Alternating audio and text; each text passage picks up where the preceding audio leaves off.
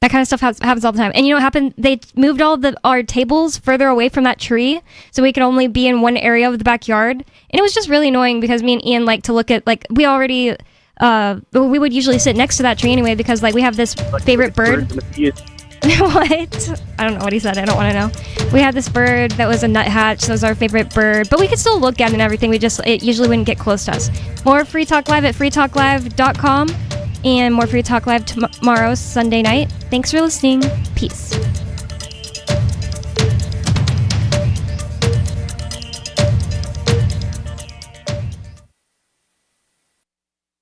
Join liberty-minded voluntarists, anarchists, and libertarians from June 13th through the 16th for the 8th annual Fork Fest at Rogers Campground in the beautiful White Mountains of New Hampshire.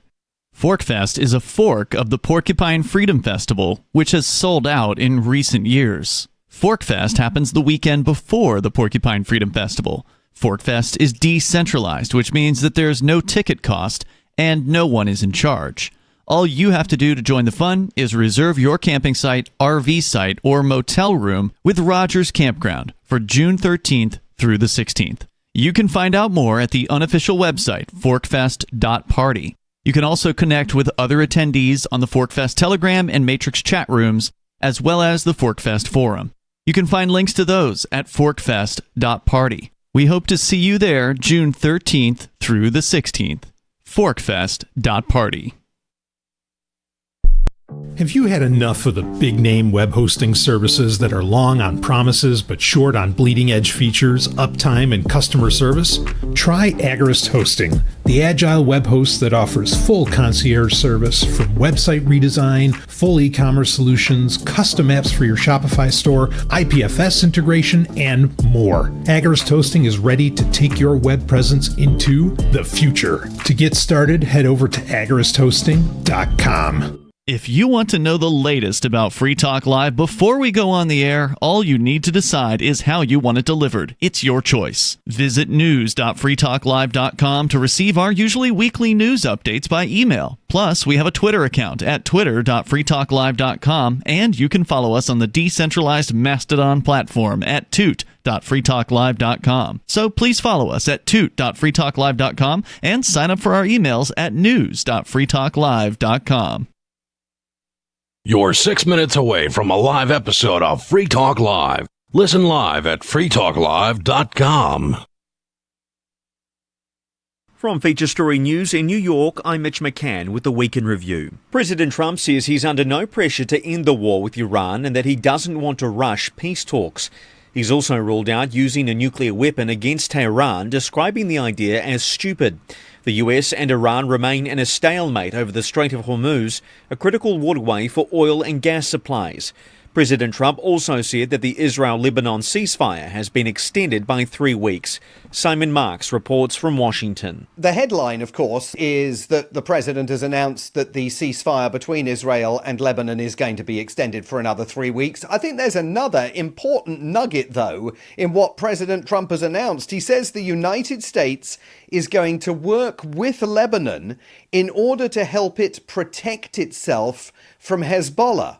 Now, what does that look like? And how do you explain that to your Make America Great Again, America First supporters in terms that are not going to lead them to worry that ground troops might get involved on the ground in Lebanon, that you might find yourself involved in nation building, that phrase that is polarizing for Republicans, particularly in the United States. So there are real questions there about what he means when he says the US is going to work with Lebanon in order to help it protect itself from Hezbollah, but at least a 3-week extension of the ceasefire between Israel and Lebanon. Questions, of course, will abound about whether Hezbollah is going to honor that ceasefire because they're not party to these talks.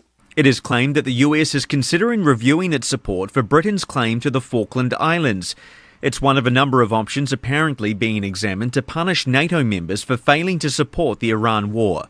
John Beaver has more. An internal Pentagon email has expressed frustration with NATO allies for their reluctance or outright refusal to host US aircraft conducting strikes against Iran. The claims come from an unnamed source talking to the Reuters news agency, who claims to have read the email. Options for punishment apparently include reviewing the US position on Britain's territorial claims to the Falkland Islands, as well as suspending Spain from NATO.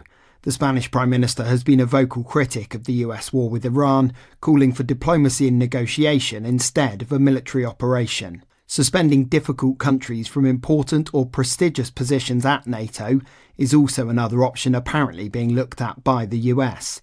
President Trump has repeatedly threatened to leave NATO, but the unnamed official said the Pentagon email made no reference to that. John Beaver reporting.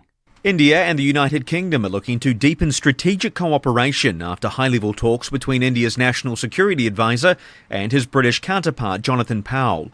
The discussions focused on security, technology and global geopolitical coordination. Ishan Garg reports from New Delhi.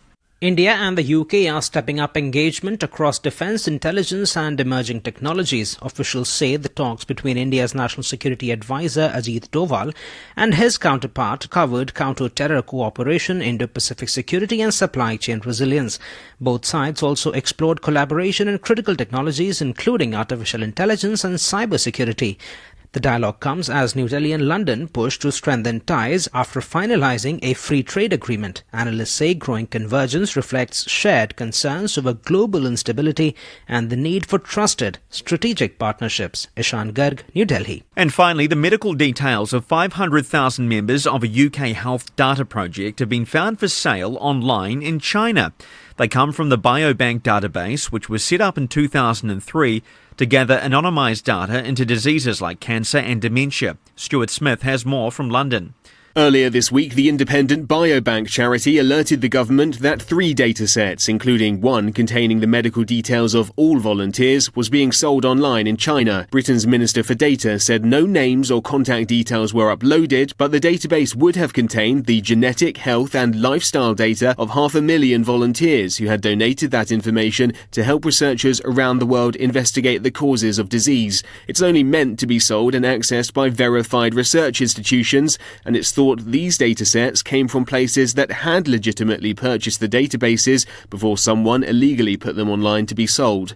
Those organisations have had their access to biobank information revoked, according to the government, which thanked China and e-commerce platform Alibaba for their help removing the listings before any purchases were made. Stuart Smith, London. From Feature Story News in New York, I'm Mitch McCann, and that was the Week in Review. We, the people of the United States, in order to form a more perfect union, establish a TV show where I travel across this great nation, eating pork in every one of our 50 states. Join me on my cross-country odyssey as I make our forefathers proud, reveling in life, liberty, and the pursuit of pork. You really taste the cooked pork. This stuff is fantastic. I'm a big salt fan. Let's pork! We're tasting prime pork dishes in every state in the Union, and I couldn't be more excited for this once-in-a-lifetime tour. You're going to be right here with me, seeing everything I do and watching every pork I taste. I'm Jim Haggerty. You know me as the host of Today Now, but I've also eaten in a ton of restaurants. Now I'm heading out on the road. My mission? Find the best pork our country has to offer. Watch Jim Haggerty's Porkin' Across America at youtube.com/theonion. This is the Onion News Network. You can help spread the ideas of liberty with our Patreon for just $5 per month at amps.freetalklive.com.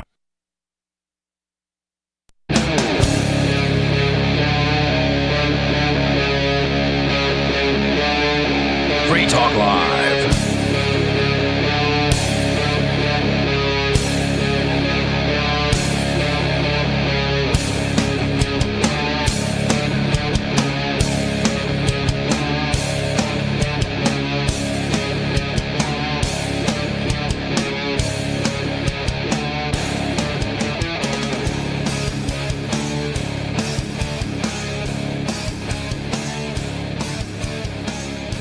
It's Free Talk Live, talk radio that you control, and 603-283-6160 is the phone number to bring up whatever's on your mind, get in on the conversation with us, and talk about whatever you want. That's 283-6160 to bring up whatever's on your mind. With you on the show tonight on Free Talk Live, you've got me, Bonnie, and my bro. Mr. Penguin. And her homie, Richie Rich. I'm just kidding. Oh, we were just talking about how Chris can't stand the newfangled vernacular. And wouldn't that have been better if you had saved it to do it live the first time? Yeah, I did it before the show. I can probably handle homie and like certain other words, but bro is like this word that is constantly being used by people I cannot stand. What about broski?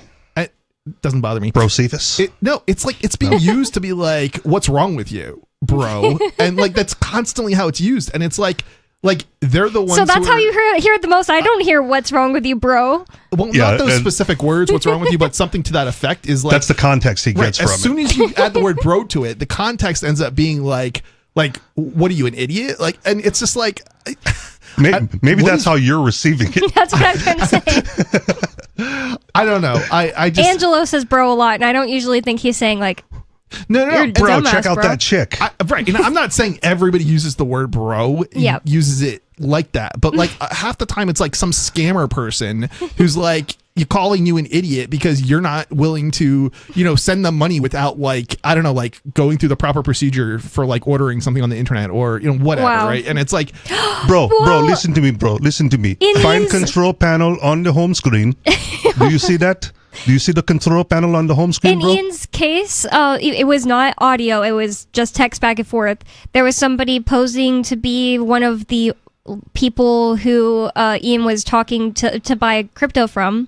And he did talk to that person because he got them to send pictures of themselves saying, like that they wanted to buy Bitcoin. And he talked to them on the phone and everything. But then at one point, the scammer, unbeknownst to Ian, was texting him.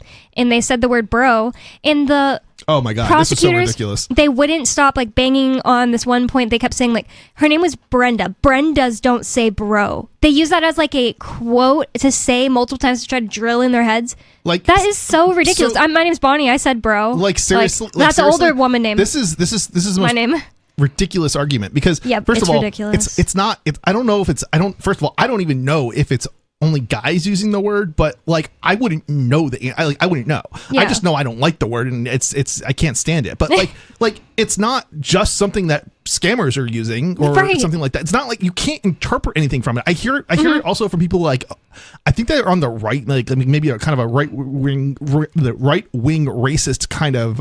Really? Yeah, there too. Indian scammers and I feel like you don't get enough text messages from scammers because there's definitely a non-American verbiage and cadence to the conversation that if you're familiar with American verbiage and cadence, you can easily recognize that. So you're saying this is you're saying that Chris doesn't recognize it, or Ian didn't recognize it, or I don't. Anybody who thinks that you can't tell it's a scammer just by what the words they're using. I feel like these were way more sophisticated than just like a text you receive, because when I was in trial, I was thinking to myself like I wouldn't necessarily know. The other thing is like I wish Ian's lawyer focused on Ian being different than everybody else in the world. Ian just like assumes like you are whoever you are. Like what does your race mean about? That says nothing to me. Like people don't think the way Ian does. Sure. You know what I mean? This would have been a really interesting case to bring up autism. That's what Mark wanted Mark Sisti to do, and Mark Sisti said no. Because Ian's autistic, like got to be autistic. We've just never taken. He's classes. on the spectrum somewhere. Obviously, it's a spectrum. He's on it. Did you take it, Chris? We were at Social Sunday taking autism quiz or something. A quiz. Are you autistic or just German? And I got both. Okay. Wait, what? But when I took autistic quiz online with Ian, I got not autistic and I got less autistic than Ian. But Ian got not autistic, but a little more autistic than me. I feel like if you're taking an online autism quiz, you're autistic. Wait a minute. You're telling me that Ian didn't come out autistic from the quiz, because that quiz is bad. But the thing is, like, if it came out or you were really bad at answering those questions, because he is definitely on that side of the spectrum. I feel like if you're defensive about it, you might just like be able to get it to say no. You see what I mean? Yeah, because people are always trying to tell us we're autistic. Right. This is why I always say if you're going to take a test to see if you're autistic, have your partner take it for you, because they're going to answer. Just answer what Ian would say. Ian is autistic, but smart enough to outsmart the autistic test. Is that what we're saying? Okay. Yeah, he'd get 100% German. Well, I mean, 0. that's the thing. People who are autistic can act normal, and I put normal in quotes here. Well, then they should, but all the time. But the point is that like it's back in the closet with you. No, but like it's just like Yeah, it's all it is like basically you're more math. Basically, there's two sides. There's the language and English side, and then there's like the mathematics side. And all it means to be on the spectrum is you're somewhere between the two. And if you're further, and that's the thing. I'm 0% math indicated, or leaning towards being good at math. And I've always been like, I got like a near perfect English score on ACT. See, I somehow doubt it. I just like, okay, so maybe it's not like, I don't know. Wait, you doubt that I'm bad at math? I wish I wasn't bad at math. I doubt it because like I suspect like if you look at it and compare yourself to others, I actually do have a little bit of an explanation for it. Compare yourself to President Trump. I don't know how good he is at math. Is there something he did? Oh yeah, absolutely. Okay. Just thinking he's going to beat Iran. Oops, nothing. No. Continue this conversation if you want to get into it. I just want to say one thing because it is like a libertarian angle on this. I think that I'm only bad at math to this day because of public schools, because I was homeschooled till third grade. There you go. Went to third grade in public school again, so I did third grade twice. And then in third and fourth grade, I was like top of my class. Everybody was like, she's the smart one at math. She's like good at math. And me and this girl named Gabby Hilgado, we were like the two people that were so good at math in my advanced math class. Then I went to fifth grade. Shout out Gabby. Yeah. Hold on. You're talking about taking an advanced math class, but you're saying you're not good at math? But then in fourth grade, my homeroom teacher, this is how it worked every year in elementary school, would determine this person's good at English and they need to go, like, once we start breaking off, they need to go to the advanced English, or this person's bad at English, they need to go to remedial. And she put me in average math, right? And I didn't think I belonged there, but I wasn't going to fight back. I didn't know how any of this worked. I only thought about this in the hindsight. I was like, hey, Miss Williams actually really screwed me over because I went in not remedial, but average math, and I'd never even seen these other kids before. And which math do you think you should be in? But the teacher, I think I probably should have been in advanced math in fifth grade. Okay, all right. But since I wasn't, and the teacher was dyslexic, and she talked about her husband all the time. Like, why should I even remember that Miss Santos talked about her husband all the time? And like, she did not teach me fractions, and I never have understood fractions. It's like Really? When I start to think about fractions, So it's you like, are on the level of the president then. yeah, exactly. It's like, that's where I've been screwed and I've never recovered. And I think the public school screwed me. So that doesn't mean just because you're, okay, so I guess the way to look at it is it's not so much that you're bad at, okay, you can be bad at math, but like, are you mathematically inclined is different. It's like, it's sort of like IQ versus like how much you've learned. Like you could be, if you never read anything and you're a really high IQ, you still know nothing, right? But you're capable of, learning a lot.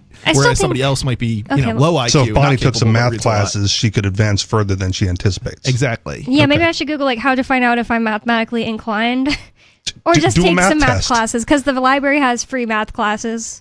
Just do like the math tests. But if for I like just take fifth grade, a test, okay. and then do the sixth grade one, and then find out where you're not passing the test, and then try to learn that if you wanted to on your own. Maybe if I had all this time. You know what I've been wanting to take like a class on and get like underwater basket weaving. Maybe even like a certificate or something.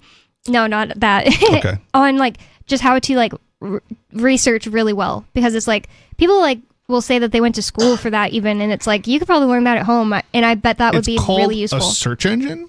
Yeah, if you click on the advanced option, it'll tell you all of these. Disagree. No, like a librarian. Yeah, like crazy deep. Like I like to watch YouTubers who will be like, let's look into Erica Kirk's past, and they go like so deep. They like look at like businesses that her mom used to own, and they know how to do all that stuff. That would be really cool, and it'd be so useful of a skill. You probably have to use a paid search engine. Yeah, it's called expressions, and you basically use them to like narrow down like the content that you're looking for, and you'll pull up stuff that you would never be able to pull up.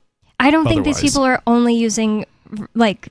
No, they're not using Google. You got to dig a little deeper, but it starts off with. But a search even once engine. you like find what you're looking for, you like know how to like, oh, and this is like now I know where to go next because I've been like trained in this. You see what I mean? Sure. Yeah. Captain Kickass would refer to it as his Google foo, right? Like he just knows how to look. Like prompt engineers now with AI, right? You can have the same goal in mind, but someone who's good at writing the prompt will get a significantly different result than you or I sitting here. Yep. And that's because they practice.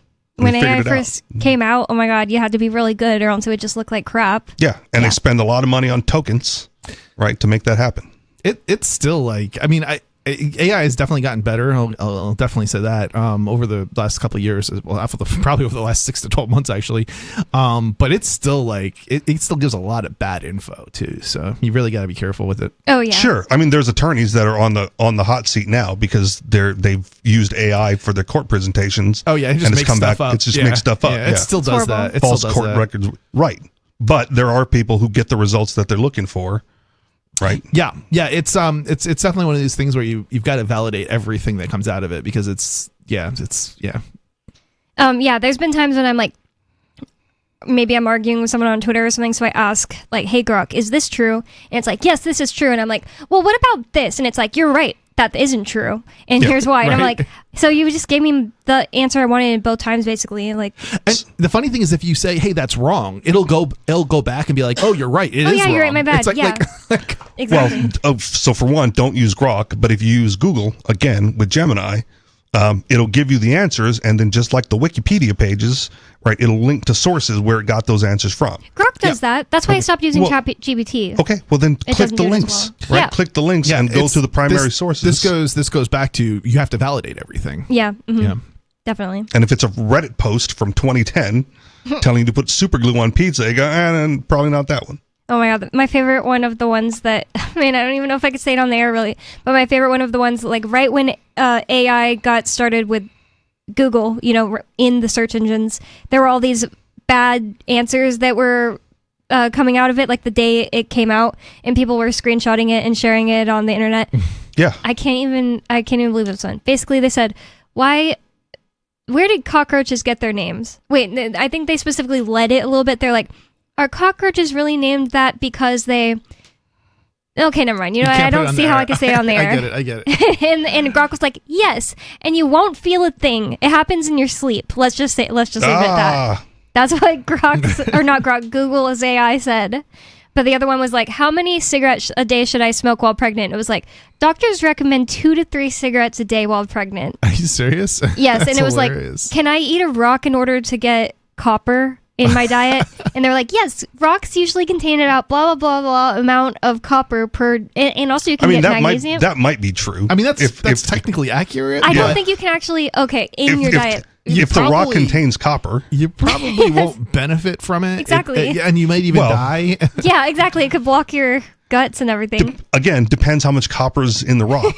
Because if you eat out of cast iron pan, you get a little bit of iron in every meal. Yeah. Right? That's a good way to do it. And they have copper pans that leach as well. That gets into your food, right? But still you consume it. It's either in a rock or in your food. I don't think your body can necessarily get copper. Or I just randomly If there's copper in the rock, your body's going to get copper out of that rock. And the one thing about copper is if the rock breaks down enough. If you just barely take too much copper, it's like you can die. Like it's like such a small window, I guess. I mean, there's people that drink a lot of colloidal silver.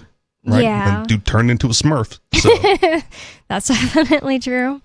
The thing I wanted to talk about at the beginning of the show, unfortunately, I wanted to talk about, autism so that way, or not so that way, but so Sarah ended up hanging up, but hopefully Sarah will call back. But if anybody wants to call in, 603-283-6160 is the number to call.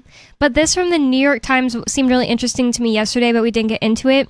Reputable news source. Yeah, it's so reputable. Right? It says, her life savings mysteriously disappeared after a systems glitch.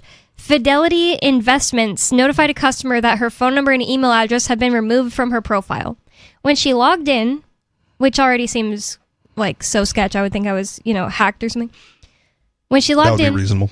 Her accounts and savings were nowhere to be found. So I want to know what they did about this. It says, somebody said, I don't understand the way that this is written. There's like a question at the beginning. It says, question. I don't understand how a systems update could delete all of my financial accounts in existence at Fidelity with no meaningful explanation or apology. This experience has been and continues to be one of the worst of my life. From Marta Gruntman. Well, they knew she was a customer. They knew to contact her. This happens surprisingly often, actually. Or this sort of thing, actually. In the situations you're thinking of, do they usually fix it? Yeah, it just takes forever. Dang. Even that would be annoying. It says, nobody thinks about the enormous amount of faith we put... You know who thinks about that all the time? Bitcoiners. I'm sorry, I had to interrupt it already. Nobody thinks about the enormous amount of faith we put into the invisible infrastructure that continuously tracks and documents our financial accounts. It's literally in the Bitcoin white paper. It's a trust list. We don't have to trust someone else. You're right. Well, I mean, it is trustless, but like it's kind of funny to say this, but I absolutely 100% trust Bitcoin over my bank. As you should. The banks screw up. When something goes wrong with Bitcoin, it's always my fault, right? That's a good point. Yeah, exactly. I just had to interrupt it right away because I was like, nobody thinks about it. I'm glad he's taking credit for every mistake Bitcoin has ever made. If you've ever lost money on Bitcoin, it's Penguin's fault. No. Usually Penguin's fault. When anything goes wrong with Bitcoin, I know it's my fault. I'm talking about with me and my actions using, the tools. It's a heck of an admission for live radio. Yeah. It says, for Miss Gruntmain, crazy name, a 35-year-old physician assistant, that moment came on the Friday morning before Easter as she was getting ready to take her daughter to school. Fidelity Investments sent messages alerting that her phone number and email address had been removed from her profile and to contact Fidelity if she hadn't done it.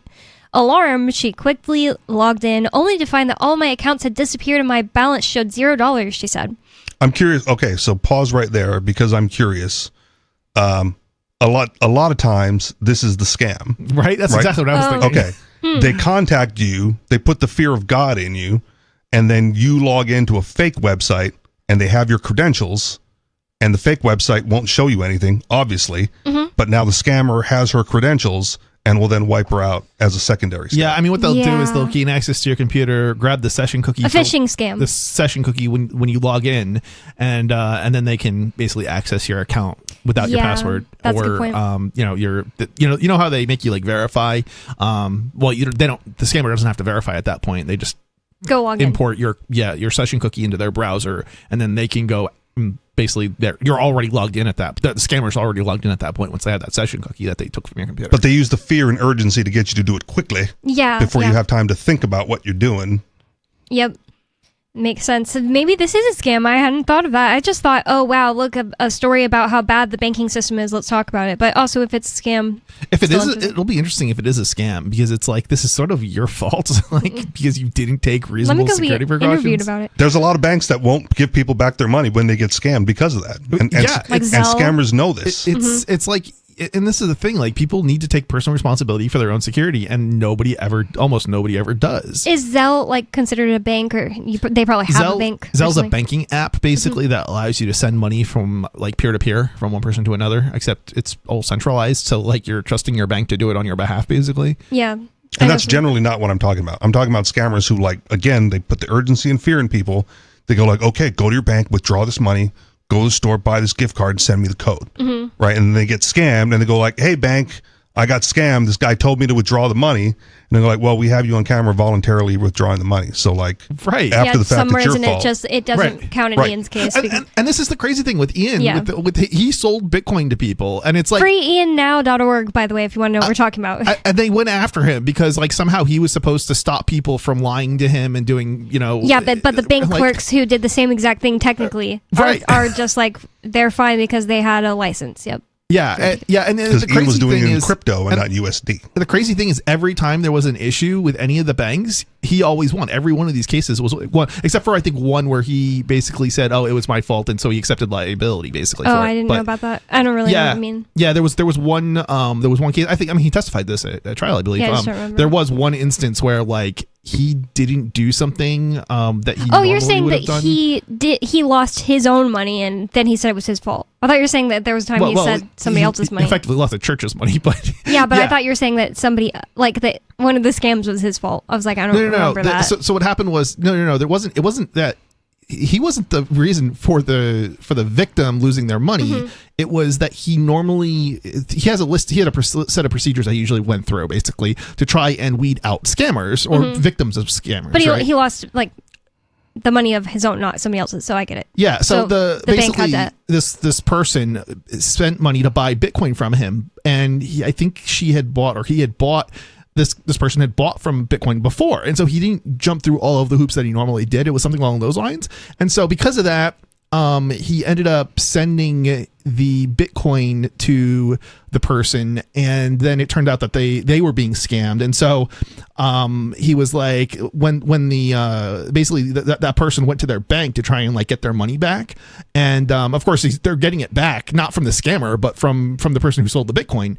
And normally, you know, he object because he did everything he was supposed to, and he did more than what he's supposed to. And in this case, he probably still should have. It really wasn't his fault. But the point is, he said, okay, I'm willing to accept the fact that I messed up. I shouldn't have. That's such a good thing. Another thing that they should have actually harped on, like, I mean, by they, I mean Marxist Ian's lawyer, should have harped on, because it's like... More, you mean? Yeah, well, probably didn't at all, because it's one thing to mention it a couple times, but harp on is like... Build a case around. Right. Drill it into the jury's heads, because it wasn't drilled into my head. I don't remember that really.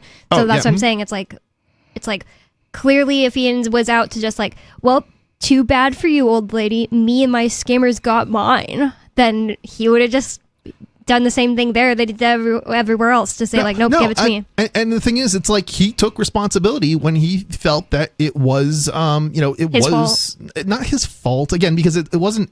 You have to understand that, like, these individuals did send the money knowing what they were doing. It was just that it was not, he didn't ask, like, he violated his own internal procedures. Right, yeah. Exactly, right? And the thing is, those procedures exceed what the banks were doing. So, like, it's certainly not his fault, but it's still, he felt like, okay, if I had done a better job, then this person, might not have, lost this money. And so I'm not going to object to the money being returned. So the regular woman getting scammed got her money back. So yeah.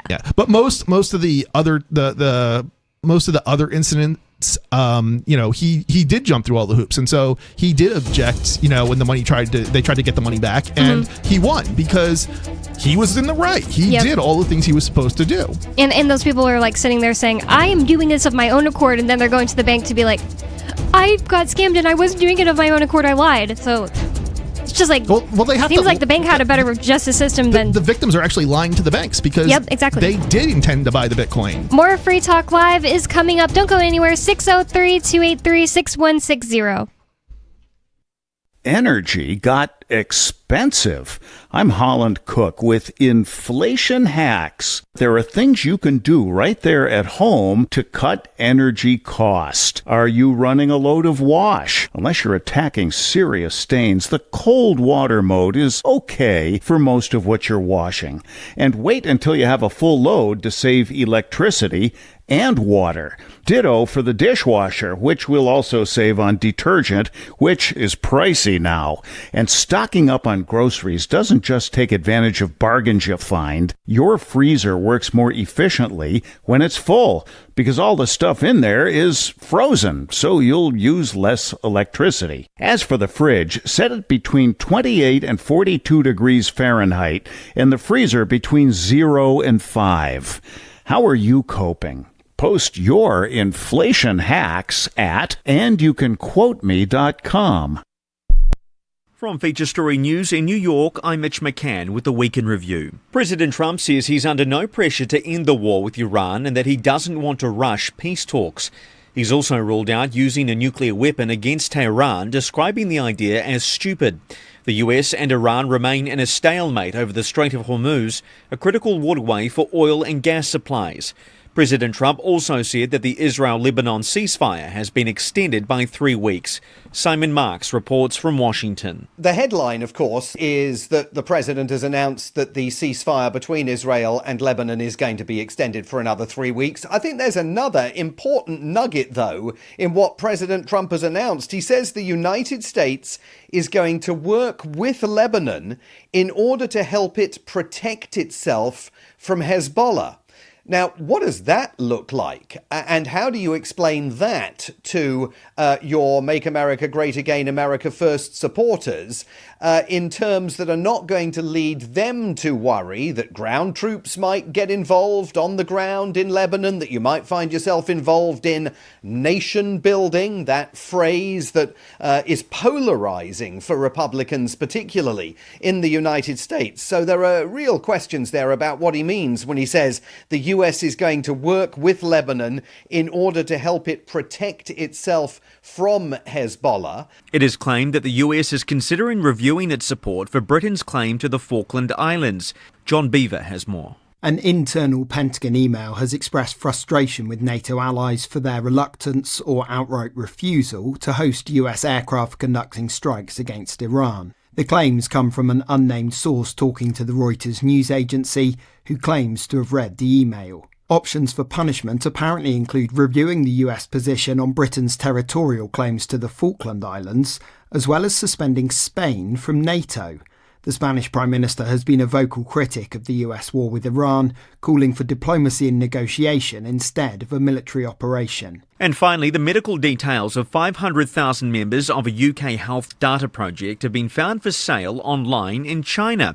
They come from the Biobank database, which was set up in 2003 to gather anonymised data into diseases like cancer and dementia. Stuart Smith has more from London. Earlier this week, the independent Biobank charity alerted the government that 3 datasets, including one containing the medical details of all volunteers, was being sold online in China. Britain's Minister for Data said no names or contact details were uploaded, but the database would have contained the genetic, health and lifestyle data of 500,000 volunteers who had donated that information to help researchers around the world investigate the causes of disease. From Feature Story News in New York, I'm Mitch McCann, and that was the Week in Review. Yep, we still do email. Drop your email address in the entry box at freetalklive.com, and you'll be kept in the loop with Free Talk Live.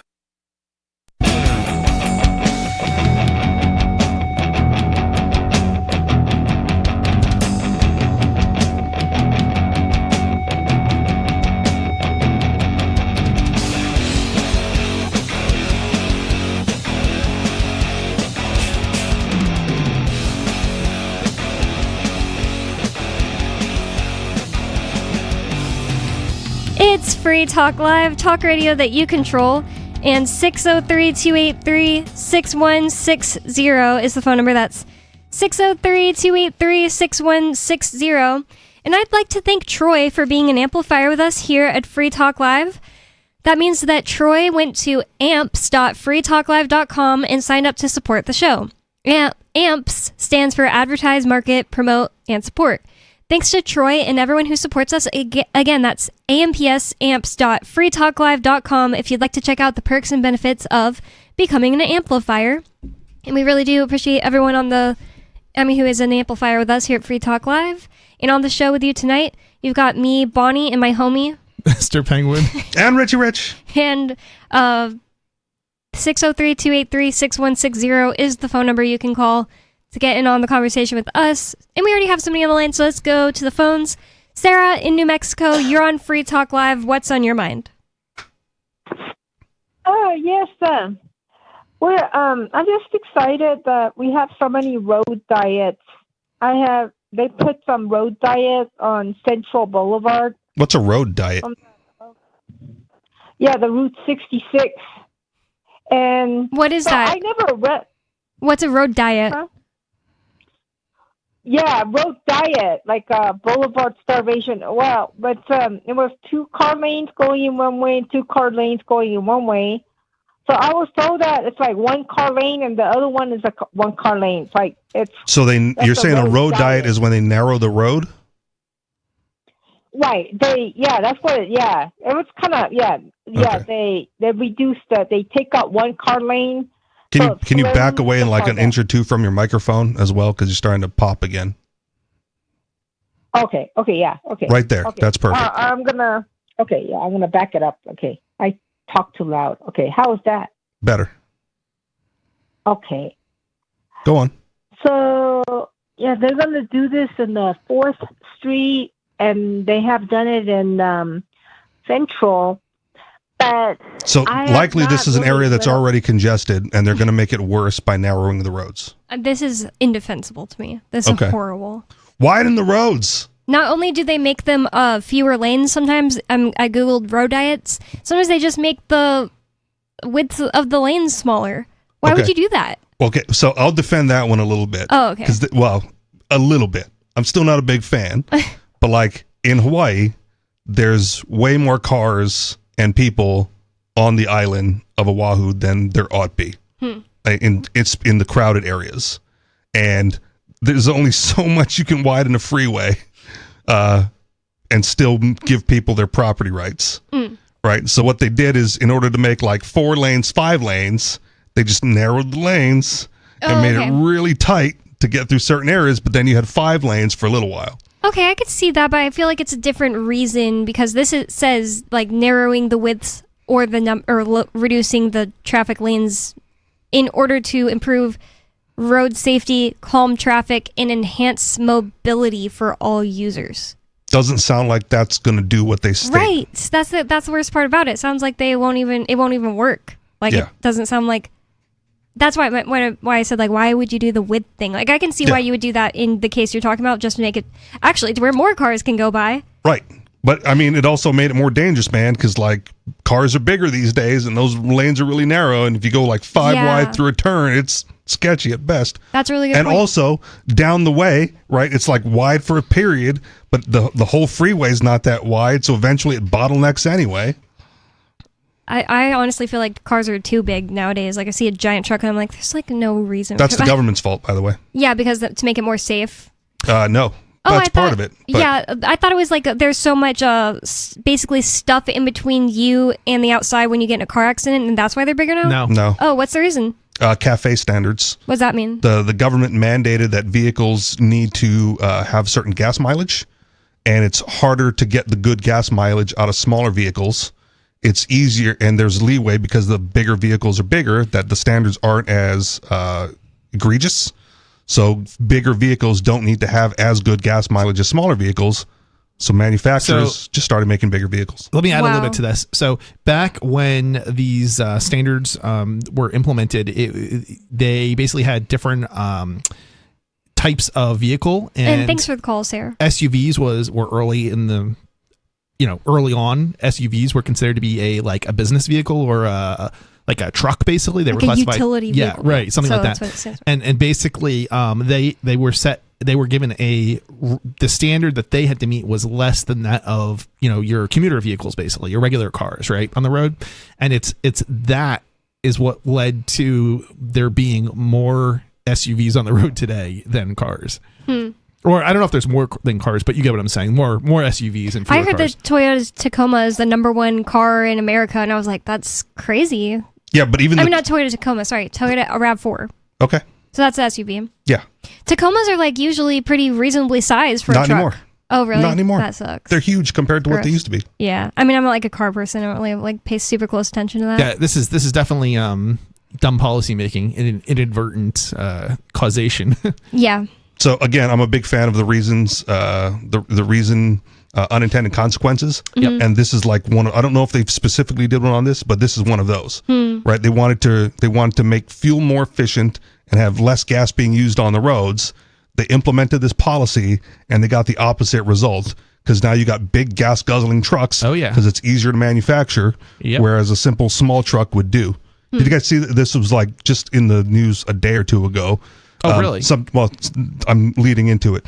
Some chick in like a lifted truck couldn't see like 20 feet in front of her in a parking lot and just rolled right up onto the windshield of a Lamborghini. Oh my God. Okay. Like, oh my God. Crazy. Right. Because you got to buy the big truck. There's no small trucks. Yeah. And of course, and this the one was Lamborghini is lifted. probably like super close to the ground. Well, maybe like, they even lowered it, the Lamborghini's low to the ground. So she made the turn, and you just like the angle, how high the truck was and how big the truck was, just couldn't see it. I bet that hurt. This reminds me very much of the little Japanese trucks. I think they're Japanese. Kia. Those like a Honda or whatever ones that are small. Kia is, I think, is that the pronunciation? Kia is the brand, and I think it's like a Kia truck. Yeah, like that's what's whatever. well known as the Kia brand. Anyway, they're these little tiny itty bitty trucks, and it's really funny. They're great gas mileage and everything. They don't have all the bells and whistles of some of the. They're what a truck is supposed to be. Right. The one I was talking about is a Honda Acti. My neighbor used to have one. Okay. And it says Acti Kia. Oh, so it is Honda. But the entertaining KEI. The entertaining part of this whole thing is that they're banned in the U.S. Basically. You can't get one unless they're over 20 I've seen years. them. Yeah. Basically. Yeah, it's like hard to get them, but we do have a caller on the line. Turd, Ferguson in Pennsylvania. You're on Free Talk Live. What's on your mind? Yeah, it's Turd Ferguson from the Commonwealth. Good evening, Sister Bonnie, Brother Penguin, and Brother Richie Rich. Long live the slave states. You're too good at that, honestly. Bitch better have my money. Yeah, well, I've now run enough appointments up at the Poconos where I've met all the other slave-owning Confederate Democrats, I guess you call them. Why are they more northern part of Pennsylvania too? That's what shocked me when I looked up where Richie Rich lives. I was like, oh, he lives in the northern part. Ricky from the Commonwealth, you mean? Oh, yeah, sorry. I do not live in northern Pennsylvania. I was thinking the same thing. What?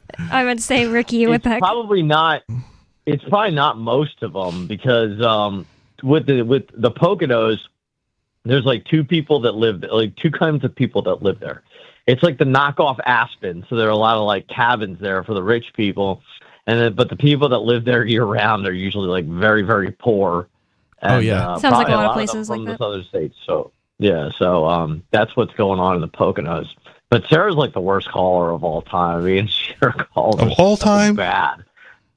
I can't get over how bad her calls are. I mean, I couldn't even understand half of what she just said, honestly. Can we say like bottom 5? Do you remember that guy that used to call in and his name was Dustin from Kansas, which totally was a reference to Dustin the Wind by Kansas? And he would call in and just be like, and so the Society Declaration of Independence of the... he would just like a string of words, but It was like way more...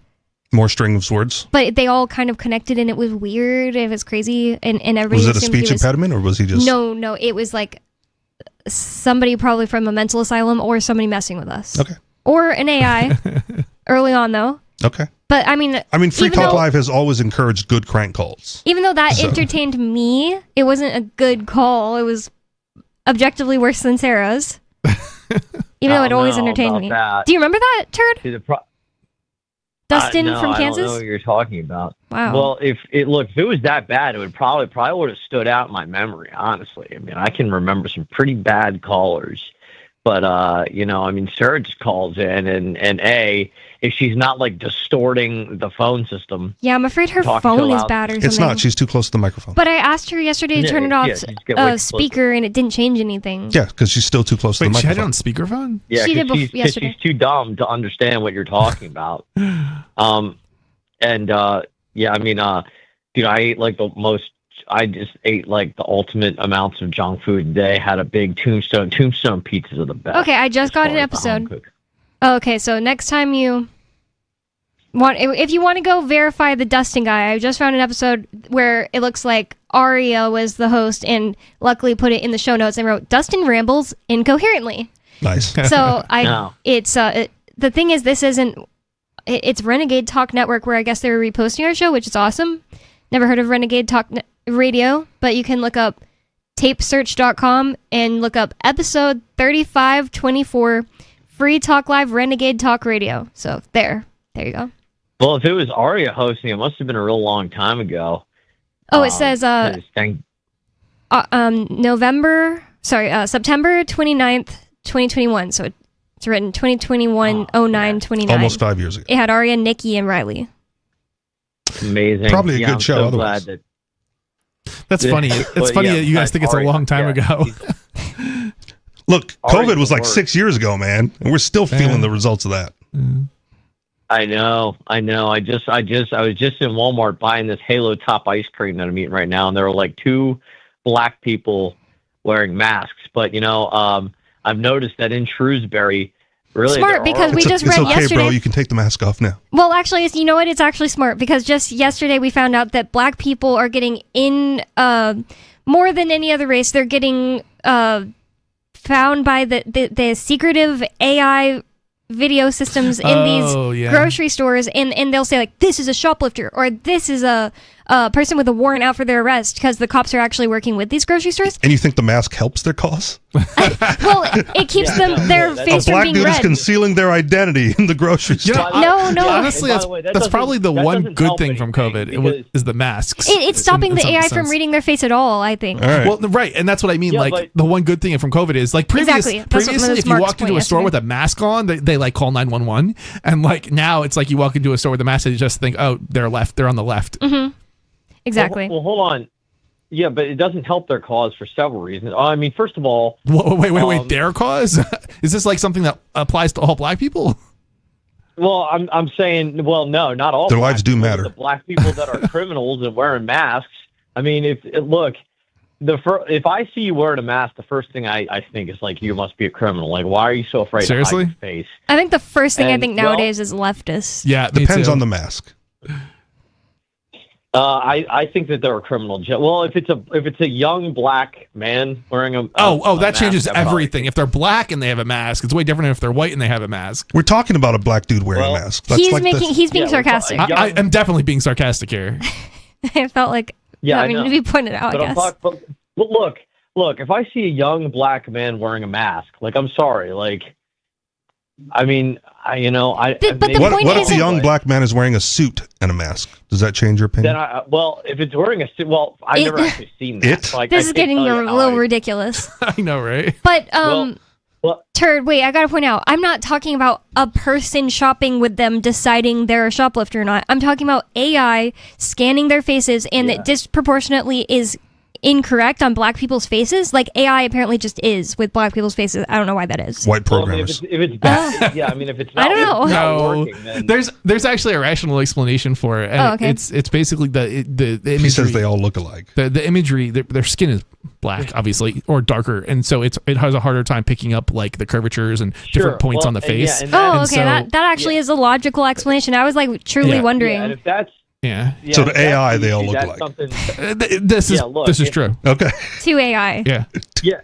If that's the Has issue, then that's totally something fine they with really the need to Asians work for some out. reason, but anyways. Well, Asians definitely all look alike to me, except I do like Asian women. But I was going to say, as you should. If that's actually the thing, it's something they need to work out. But at the same time, look, I mean, if they're on the lookout for violent criminals and they're trying to pick them up that way, and the free market is participating with the government to lock up violent criminals, I mean, I don't really know if I have necessarily a problem with that, but I do, because seriously, like it's just more. Not if they're look. If the free market is if Walmart says, look, we've noticed that the people that shoplift from us also happen to have violent criminal records, and a lot of them have warrants out for their arrest, and they're participating with the government to voluntarily to send this information to the police to lock them up. I mean, I don't know how I could have a problem with that. I mean,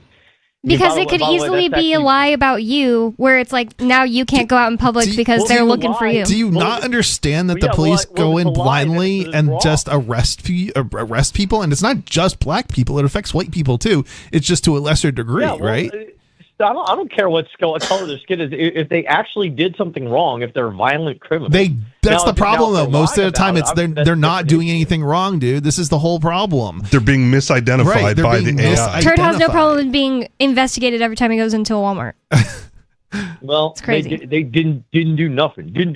Just a bunch of, they're just innocent. Yeah, you're just trying to use this as an example of being, or as an opportunity to be racist, and it's like, this affects you too, even if putting the racism aside. This is absolutely racist. It's not racist if they're white and it's they're not racist if it's true. I want them locked up too. I don't care. I don't want crime. That's not how it works, dude. It's literally getting it wrong. It gets it wrong more than it gets it right. Well, most of the people they're investigating are innocent. Are you fine with flock cameras? If they're arresting innocent people, then they should be held accountable. But if they're they're not going to be held accountable. That's the problem. That's the problem. Exactly. They have immunity and there's no accountability. Like, I don't think that we would be having this conversation if it was a libertarian paradise and there were different police and security people that could be hired and that we could hold them accountable if they were doing crazy stuff arresting people all the time and were wrong. Well, the Supreme Court has been very clear. Like, if you violate someone's civil rights, you can sue the government. You don't have immunity from violating people's civil rights. The Supreme Court has been very clear about this over and over again. I don't think they're going to be able to prove that it happened because they're black. Yeah, if that's what you're saying. And even then, it's like, okay, then you have fewer reasons to sue them, so you're fine with this?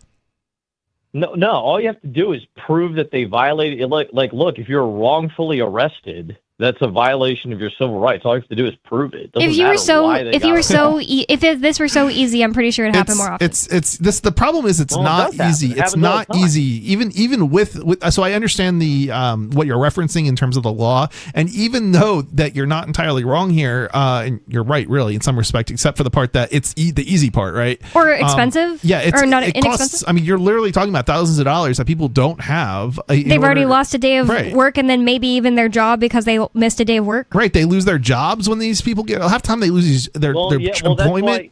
Sometimes the police will use everything at their everything they have their hands on in order to ruin the person's reputation. Some of these people are being caged for days, weeks, and months, and even years before they get released. Yeah, that's why you don't just sue for punitive damages. You sue for compensatory damages too. That's your loss of your time and your job and everything that you put forward to make the case happen. And then you lose because the judge loves the only there was an organization that helped poor black folks get entry into the legal system. The Institute for Justice. Oh, what is that one? Southern Poverty Law Center. Oh, Talk Live.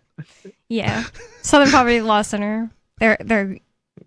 I don't think they have any I don't think problems Southern in the news. Poverty Law Center does anything like that, right? That was like their founding principle, man. They've strayed away from it, but that was like the founding principle. I don't think they do that kind of stuff, at least now. I mean, I understand that. I mean, most of the stuff they do now, as far as I've understood, is to create basically lists of like libertarians because they think we're all racist, even though it's not true. I get it, but like, just because we disagree with them. Go look at the founding. That's what they were founded on. They probably still would take a case like that if that's what they were about.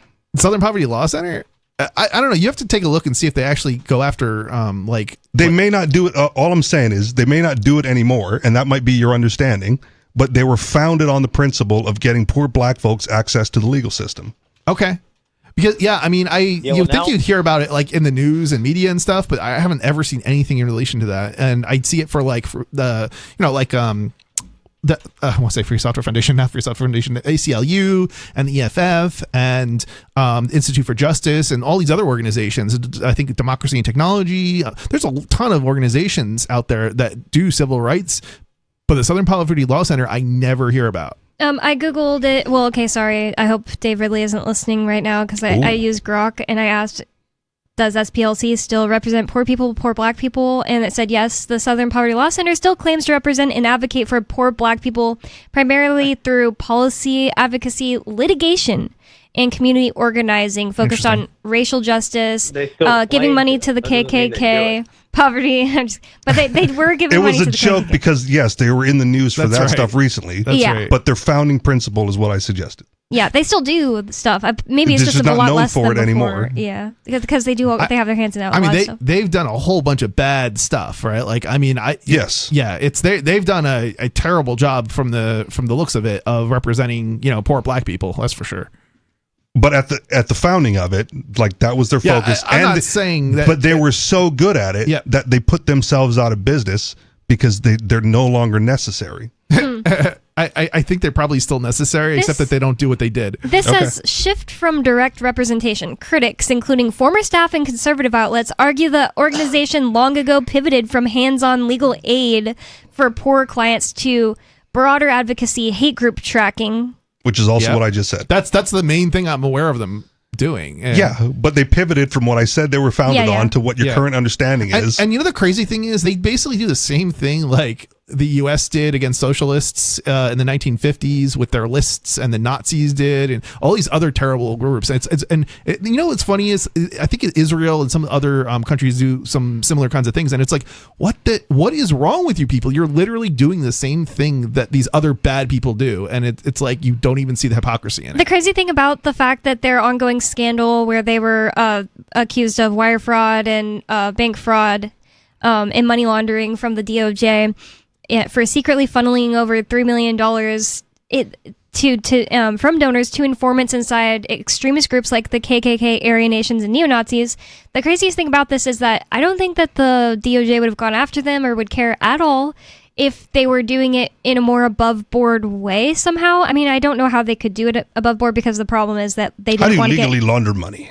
they didn't want to get outed by. But the thing is, like, if they did it in just a non-money laundering way somehow, it's just that the government doesn't care what they were doing was dishonest. It's just in this particular case that the government's wrong, and I know despite being a critic of the Southern Poverty Law Center, I'm just as much of a critic of the government. Yeah. You know, it's like you basically have two liars, and it's like, which side do you believe? It's basically what they were doing was they weren't just giving money to the KKK, like, hey, do whatever you want with this. They were getting informants to tell them, like, the thing is, I just feel like in reality, they were probably getting informants, but also like causing more racism, and they were justifying their existence by financing the opposition. If they're paying, trying to steel man it just sounded worse than I was going. See, here's the thing: like, I'm not quite sure how this is money laundering if they're paying somebody to do a job, because they would make up fake front accounts to say that they're paying for other reasons. I see. I see the logic in their claims of money laundering. Kind of, I was like, because you how can't could give they the do money it? directly to the KKK. Yeah, with Southern Poverty Law Center, like out there. See, you create a shell corporation. See, and this is the crazy thing about money laundering. You don't even have to be laundering money to be convicted of laundering money. If you like, for just being dishonest. Right. Not you don't even have to be dishonest. Like, I'll give you an example. If the structure, there's something called structuring within the same area here of law, and basically what structuring is, and I believe you'd be convicted of money laundering if you're convicted of this. So basically, if you're a business and say you do a lot of cash business, well, there's only a certain amount of money you can deposit into your account. If you go over a certain amount, you have to fill out additional $10,000. But if you keep it under a certain amount, then and you just do a deposit every day, even though you haven't broken any real laws, you're still guilty of structuring, which is crazy, because all you're doing is trying to follow the law. If you have more to say, Turd, you can stay on the line. More Free Talk Live coming up. You can call 603-283-6160 for getting in on the conversation with us. More Free Talk Live coming up. Some of you have wanted to support Free Talk Live's mission on a monthly basis, but don't want to support Patreon. Now we have an alternative that also helps our premier streaming platform, Odyssey. Visit video.freetalklive.com and click join at the top of the channel. You can subscribe for $5 per month, and unlike other subscription services, Odyssey adds their processing fee on top, so it'll cost a little over $5 per month, but Free Talk Live will receive the entire amount you pledged. Higher donation tiers are available if you're feeling so inspired. You'll get a special membership badge that's visible in the Odyssey chat room, and if we get enough supporters, we may enable members-only chat. This new subscription method is a great way to decentralize our direct listener support away from just Patreon and also support a libertarian-run business, Odyssey. Please visit video.freetalklive.com and click join to subscribe to our Odyssey channel and help support spreading our message around the planet. Visit video.freetalklive.com and click join today. Are you tired of governments murdering people around the world? Stop using their money. There is an alternative. Bitcoin is a stateless, free market, non-political currency. Bitcoin cannot be inflated or controlled by any government. By using their money, you are helping the state. Stop doing it! You have an incredible alternative available now. Learn it, use it, spread it. Get started with Bitcoin at bitcoin.com. That's bitcoin.com. What if you want to hear the latest episode of Free Talk Live, but all you have is your phone, you forgot to download our archive, and you have no data connection? You can call our Listen line at 641-793-0191. That's a long-distance number, so you may incur charges. If not, listen as long as you want. 641-793-0191. The Free Talk Live Listen line, 641-793-0191. You're listening to the live edition of Free Talk Live. Hour number 2 is next after the news here on the Liberty Radio Network at LRN.FM. From Feature Story News in New York, I'm Mitch McCann with the Week in Review. President Trump says he's under no pressure to end the war with Iran and that he doesn't want to rush peace talks. He's also ruled out using a nuclear weapon against Tehran, describing the idea as stupid. The US and Iran remain in a stalemate over the Strait of Hormuz, a critical waterway for oil and gas supplies. President Trump also said that the Israel-Lebanon ceasefire has been extended by 3 weeks. Simon Marks reports from Washington. The headline, of course, is that the president has announced that the ceasefire between Israel and Lebanon is going to be extended for another 3 weeks. I think there's another important nugget, though, in what President Trump has announced. He says the United States is going to work with Lebanon in order to help it protect itself from Hezbollah. Now, what does that look like? And how do you explain that to your Make America Great Again, America First supporters in terms that are not going to lead them to worry that ground troops might get involved on the ground in Lebanon, that you might find yourself involved in nation building, that phrase that is polarizing for Republicans, particularly in the United States. So there are real questions there about what he means when he says the US is going to work with Lebanon in order to help it protect itself from Hezbollah, but at least a 3-week extension of the ceasefire between Israel and Lebanon. Questions, of course, will abound about whether Hezbollah is going to honour that ceasefire because they're not party to these talks. It is claimed that the US is considering reviewing its support for Britain's claim to the Falkland Islands. It's one of a number of options apparently being examined to punish NATO members for failing to support the Iran war. John Beaver has more. An internal Pentagon email has expressed frustration with NATO allies for their reluctance or outright refusal to host US aircraft conducting strikes against Iran. The claims come from an unnamed source talking to the Reuters news agency, who claims to have read the email. Options for punishment apparently include reviewing the US position on Britain's territorial claims to the Falkland Islands, as well as suspending Spain from NATO. The Spanish Prime Minister has been a vocal critic of the US war with Iran, calling for diplomacy and negotiation instead of a military operation. Suspending difficult countries from important or prestigious positions at NATO is also another option apparently being looked at by the US. President Trump has repeatedly threatened to leave NATO, but the unnamed official said the Pentagon email made no reference to that. John Beaver reporting. India and the United Kingdom are looking to deepen strategic cooperation after high-level talks between India's National Security Advisor and his British counterpart, Jonathan Powell. The discussions focused on security, technology and global geopolitical coordination. Ishan Garg reports from New Delhi. India and the UK are stepping up engagement across defence, intelligence and emerging technologies. Officials say the talks between India's National Security Advisor Ajit Doval and his counterpart covered counter-terror cooperation, Indo-Pacific security and supply chain resilience.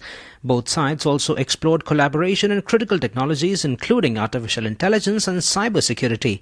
The dialogue comes as New Delhi and London push to strengthen ties after finalizing a free trade agreement. Analysts say growing convergence reflects shared concerns over global instability and the need for trusted, strategic partnerships. Ishan Garg, New Delhi. And finally, the medical details of 500,000 members of a UK health data project have been found for sale online in China.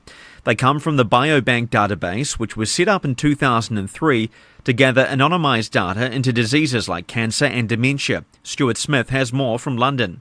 Earlier this week, the independent Biobank charity alerted the government that 3 datasets, including one containing the medical details of all volunteers, was being sold online in China. Britain's Minister for Data said no names or contact details were uploaded, but the database would have contained the genetic, health and lifestyle data of 500,000 volunteers who had donated that information to help researchers around the world investigate the causes of disease. It's only meant to be sold and accessed by verified research institutions, and it's thought these datasets came from places that had legitimately purchased the databases before someone illegally put them online to be sold. Those organisations have had their access to Biobank information revoked, according to the government, which thanked China and e-commerce platform Alibaba for their help removing the listings before any purchases were made. Stuart Smith, London. From Feature Story News in New York, I'm Mitch McCann, and that was the Week in Review. It's The Onion Radio News. Teen sex is linked to alcohol and drugs by the Center for Figuring Out Really Obvious Things. This is Doyle Redland reporting. An exhaustive 4-year, $23 million study of substance abuse and sexual habits of more than 2,500 American teens has confirmed that young people between the ages of 13 and 18 who drink and or use drugs are more likely to be sexually active. Dr. Gerald Eckersley is director of the Boston-based organization. We found that this phenomenon also occurs among adults as well as every population everywhere in the world that has ever existed since the dawn of time. The center has sent a teleprompter-ready press release of its findings to more than 400 local TV news affiliates across the U.S., along with stock video footage of beer displays and teens smoking and drinking at parties. Doyle Redland for the Onion Radio News, online at theonion.com. This is the Onion News Network. Got Telegram? You can follow our channel there and discuss show prep with other listeners at telegram.freetalklive.com.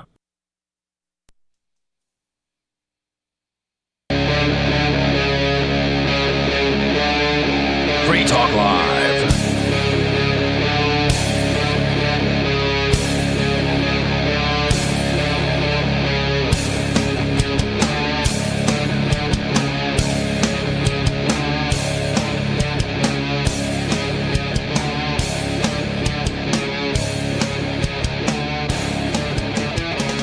It's Free Talk Live, talk radio that you control. That means you can call 603-283-6160.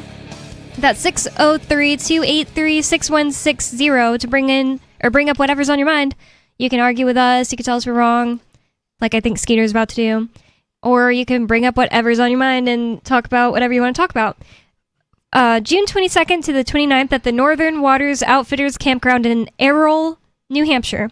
It's going to be Forkfest 2026. I need to rewrite this ad, sorry. Because like the first sentence I wrote, please pay attention, 2026, or Forkfest 2026 has had multiple changes, and I'm like, at this point I don't think I have to keep saying that, so I tried to skip that sentence.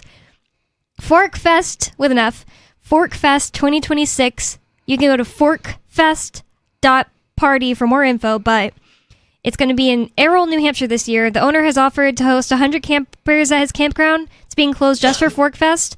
Anyone who'd like to stay in the surrounding area may come for a day pass for free. If you're staying the night there, $10 per person per night. And the only real restriction he's given us for this event is no nudism, which I think we can deal with. That's like the least restrictions on a Forkfest in a really long time. So forkfest.party for more info and forkfest2026@gmail.com to sign up as one of the 100 campers. If you're looking for the camping experience during Porkfest week, yeah, this is your opportunity to join fellow campers who might also be missing out on the Porkfest camping experience, and you can go to Forkfest instead. Yep, and it's going to be way more like, in my opinion, like Porkfest was described to me as old Porkfest. Old school. Like, when I was, in middle school or whatever. Yeah. Right. And hadn't heard of Porkfest or anything. It was probably really awesome. And then they decided to ban Ian in 2016, so it forked, hence Forkfest, has nothing to do with food, and became Forkfest and Porkfest, two separate events, and that's why this is going to be Forkfest 10. And one has survived. Basically, yeah. One camping experience lives on. Yep. So forkfest.party for more info, forkfest2026@gmail.com to sign up, and also for more info, I'll gladly answer you on there. And with you on Free Talk Live tonight, you've got me, Bonnie, Mr. Penguin, and Richie Rich. And we still have Turd on the line, so thanks for holding on over the break and the ad read, Turd. What's on your mind?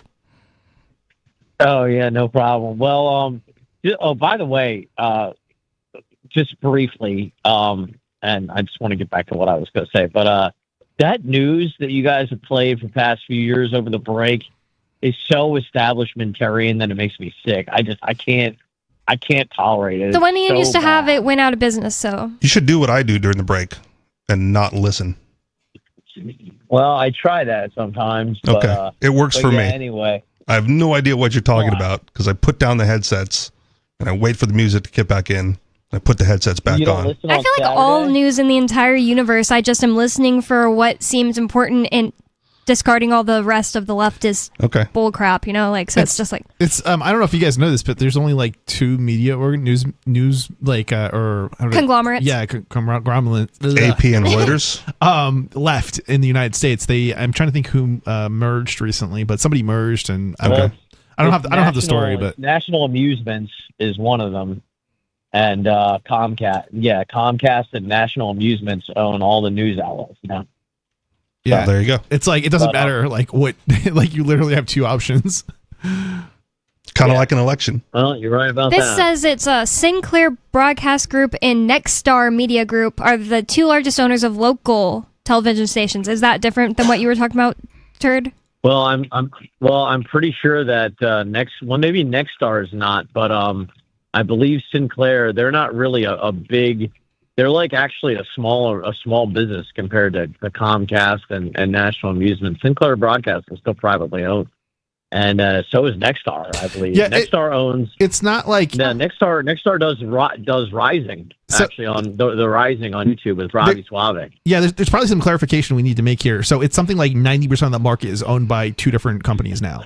It's not that there's no small news outlets. It's just that most of the market is dominated by 2 organizations. Well, what are you calling a news outlet? Right. Are you specifically saying TV Yeah. and video media? Like market. Sinclair- We're talking about like market share, right? I got it, Within but- like the news arena, something along those lines. Well, yeah, but there's news radio, there's TV news. Right, but all There's of the TV printed newspaper news. It's something like 90% of the TV stations and radio are owned by like 1 of 2 companies. It's something along those lines.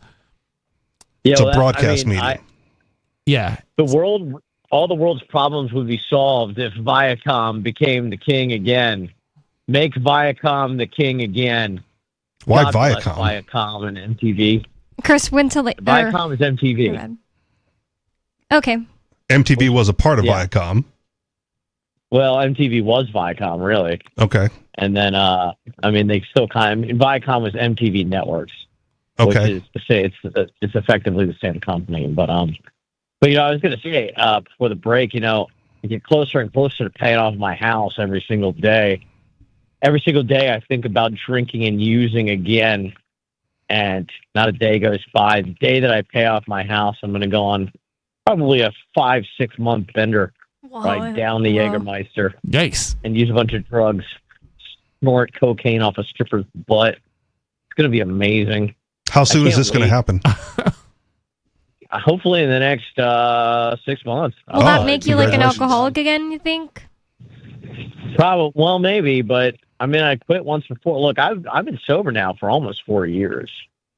So why would you end it? Why would you end it? Like that seems like a really bad idea. Because I just told you, because I think about it every single, not a day goes by, Penguin, where I don't think about it. I think about the good old days. Have you tried Kratom? I wouldn't normally suggest Kratom to somebody, but maybe as a alcohol replacement. Maybe you could find some new addiction, right? Like, yeah, that's what I'm saying. Have you tried Kratom? Have you tried non-alcoholic beer? Yeah, I find it to be Kratom is basically, it hits all the same receptors as opiates do. Kratom is not really good for you, Okay, but it's not like worse for you than alcohol, I really don't think.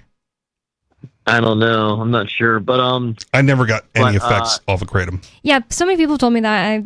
I guess I'm just unlucky to have had effects, because if I hadn't had effects, then I wouldn't have continued taking it. My buddy gave me a packet of it to when my leg was bad to help with the pain, and it did nothing. But did you heat it up like tea? Do it. Yeah. Some people have told me it did nothing to them, but they just took the capsule of the powder in a capsule, and it's like you have to heat it up. And my friend thought I was saying heat it up like smoke it or something. I was like, no. Anyways, No. I stirred it into my drink, and the other thing is the pain didn't go away, and I did not get high, and I'm like, all right. I started it off with the teas, and then I started using like extracts and stuff. And even when I found extracts that didn't have this fake stuff in it called 7-hydroxymidograne, I think is how you say it. There is 7-hydroxymidograne in all Kratom because it's part of the plant, but people will take it and make it really, really strong. So I would get, Turd, you're making a lot of noise or something going on. Like, are you in the bathtub? He's in his new shower. Yeah, I'm in the hot tub. I'm in the hot tub. You're probably hearing my jets the waterfall. Or something? Oh my god. Yeah. Sorry about that. I'll try to get away from it a little bit. but yeah, I can't wait. I seriously think about it every single day, and I probably. It won't be that long. I'll do it for 5, maybe 6 months, and then I'll quit again. Sambuca is so much nicer than Jägermeister, and it also tastes like licorice. Bonnie. Listen, you didn't grow up in the days of the Jaeger bomb. The Jaeger bomb is the drink of my generation. You have to understand. I've had a Jaeger bomb. Like, it's with Red Bull. That's good and everything, but it's not like, my favorite drink. It's more like some drink. I feel like all 21-year-olds drink that because they're like, we'll wake us up and get us drunk. I've had it. You know who else other than 21-year-olds drink it is 16-year-old girls. And not to sound rapey, but you know what I mean? Sounds rapey. Is that all you had on your mind, Turd? Some 99 banana for the girls, Turd. Ew. Okay, do you guys still want to ask him that? No. All right, Turd, we can end it on that. Was creepy. Have a good night. And I think this is Skeeter, but either way, unscreened call. You're on Free Talk Live. What's on your mind? We have lots of selection in election, Rich. Just no one wants to elect anyone from the Mises Caucus. You guys know how to get rid of racial discrimination? I mean, it's pretty much known to be a two-party system in the United States. That's my point. Say it again. I said it's pretty well known in the United States that we have basically a two-party system. It's not designed that way. But that's just a natural flow of how it's evolved into that then. Yeah. Through natural selection, it has evolved into a two-party system. Those two parties aren't fixed. It naturally flows to just two parties fighting over the. That's by design. That's not like natural anything. There's other systems, used by Western countries that are not this way. Okay. Like that don't end up with two. Yeah, don't have two parties in there. Yeah, like England has tons of parties. And it has to do with like if you vote for a third party in the United States, your vote doesn't count. That's not the case in other countries. Well, that's because other countries have a parliamentary system, and the United States is winner take all. Yep. Isn't that what I would talk about? Oh. You know why there are unintended consequences, Rich? Because the government's involved. Objective. No, value is objective, right? No. I mean, it's not up to you how your strategies affect your plans. You just made the Penguins sigh. Are objective. You're already boring the Linux guy. You're putting me to sleep. I don't care. I don't care. If you want to entertain Mr. Penguin, let's talk about butt sex. Okay, I don't know if you can say that on air. Should I dump him for that? Yeah, why not? Yeah, you shouldn't say that. You're gross. By bad caller. Typically bad caller, but worse caller than normal today. Even Turd got 10 whole minutes, and he didn't say anything like that. He got dumped for being just mildly creepy. But anyways. Mildly? Well, yeah, that's true. Comes on every week and pervs after teenage girls, and we just let it slide. The funny thing is, we're probably one of the most open talk shows on the planet. Like we let I was gonna people, say one of. If not the. Yeah, literally. Right. Any other talk show, these guys would just be cut right off. Yeah, can you imagine Turd getting 10 minutes on any other talk show in the world? Can you imagine Turd getting 10 minutes on Rush Limbaugh if he was live? Maybe Alex Jones. As soon as you call up and say you're Turd, you'd be disconnected on any other show. Yeah, and the other day, David from New Mexico had to call in and say, if I were you guys, I'd let people talk longer. It's just okay, what about every other radio show? And also, you could just do it yourself at any moment. It's interesting because we do let people talk, excessively sometimes. Excessively. Especially David in New Mexico. If they Mark would let no one talk as long as I do. If they are decent conversationalists, basically, and they're able to hold on a conversation, and most people aren't, or at least most of our callers are not, unfortunately. Yeah, our chronic callers. Yeah, we've had some good recent callers. Chronic callers for sure. That have called in for the first time since we started streaming on X, and I just hope that they continue to call in because it's been it was a decent call for once. We do have some decent callers, like Dave Ridley, for example. It's not every chronic caller, and I don't know if I'd call him a chronic caller. Chronic caller, I think, is more of a choice word for people who are slur for bad. David. Are bad, right? They constantly call, but they're bad, right? At being a call. I mean, it's funny to even say that there's a bad call in. Bad, you could be a bad caller, right? But it's true, you can be. I mean, there are people that seem to call in sometimes, Sarah, who don't actually have something they want to talk about. They'd think that they had to make something up to talk about. right? Just want to join the conversation, Bonnie. You invite them. If you want to join the conversation, call. Yeah, definitely. I want more people to call even. So I feel like I've always seemed so mean because I'm ending up talking to one of these chronic callers who purposely tries to annoy me. And then it sounds like, so I'm always saying, like, when I'm mean to Skeeter and hang up on him, I'm like, but you can call 603-283-6160 and I won't be like that to you because you're not Skeeter. Like, that's just how it is. Yeah, it's. I think most people potentially, who would call in are not. They're going to be fine. We're really critical of people who are like wrong, bad, like they've got like crazy, or rude. Like Skeeter, rude even if Skeeter could just talk about what he thinks without being rude and doing the cackle all the time. But we never figured out if this was a scam or not. Do you want to find out if this person was scammed? Oh, please. Keep going with the story. Great transition, Bonnie.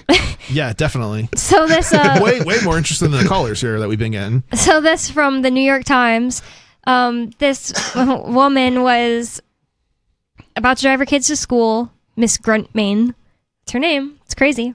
But anyway, she's a 35-year-old physician assistant, and she was about to drive her kids to school before the Friday before Easter when her phone sent her alert. Friday.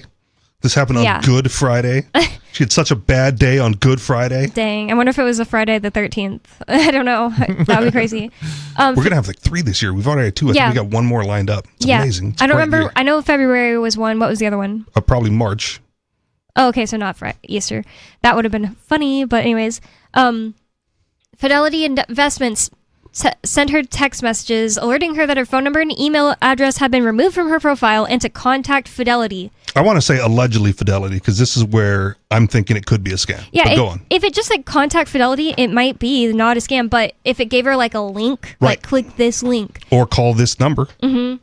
So alarmed, she quickly logged in, which is the point Ian has told me before that scammers will always be trying to rush you. Like, yes. You don't have very much time. You need to make a decision. They create the urgency, and then you're not thinking straight. Yeah. So alarmed, she quickly logged in, only to find out that all of her accounts had disappeared and her balance showed $0. It seemed that Fidelity had eliminated all traces of her long-standing financial relationship with it, erasing the tens of thousands of dollars she held in 3 accounts, including the Roth individual retirement account that her father had set up for her when she was 16. And where she had made regular contributions ever since. Her online statements and tax documents had also vanished, so she couldn't immediately find any of her account numbers, she said. Now in full panic mode, she called Fidelity on her way to her clinic. It told her she didn't have any accounts there. Are you sure you shouldn't be calling Schwab? Miss Gruntmain recalled one representative saying, referring to Charles Schwab. Are you sure it's with us? Okay, so sounding less scammy if she got a hold of Fidelity and her records truly weren't there. Wow. Yeah, but did she call the number on the text or did she?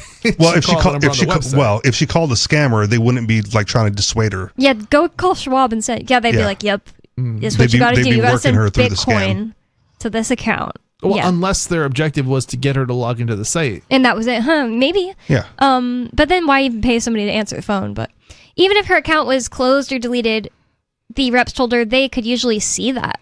They also refused to connect her with the fraud department. Miss Gruntmain recalled for the same reason. If there wasn't any trace of her accounts, how could there be a fraud? I mean, I could see if I worked for Fidelity being like, yeah, and we can't even see it.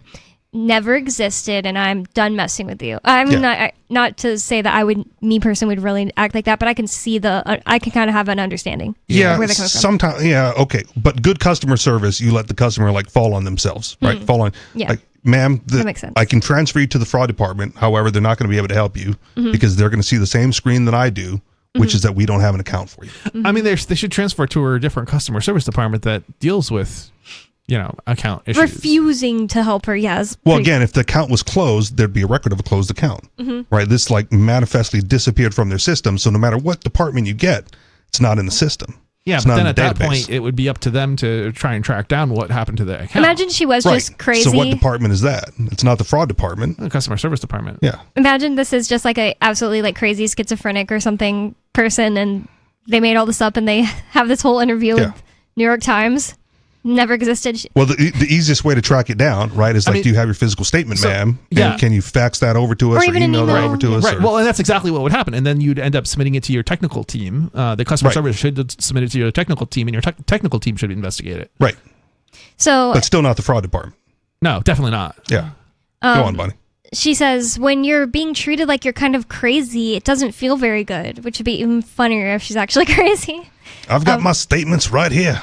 After a call that lasted more than an hour with many departmental transfers and holds, a Fidelity representative left her with two options: send a letter of instruction by mail detailing what was wrong, or drive 2.5 hours to the nearest branch in Denver with her identification.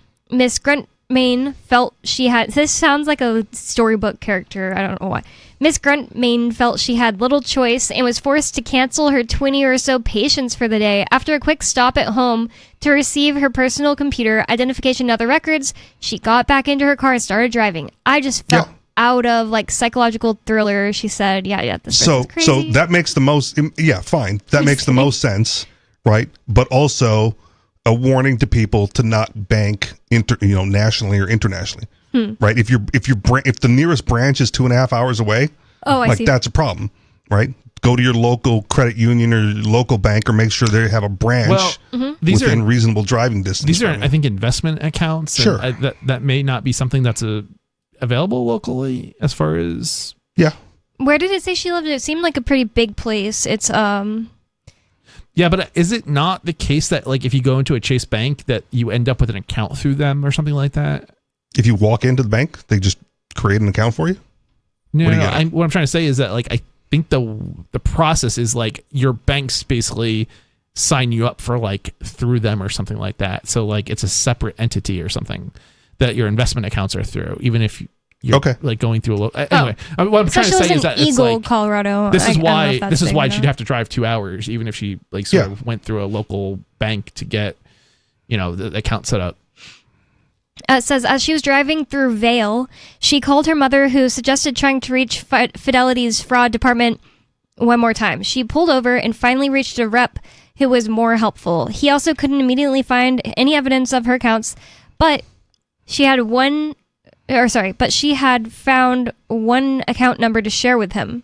After a second hour-long call, this time like on the side of the road after quitting your job for the day, just drive.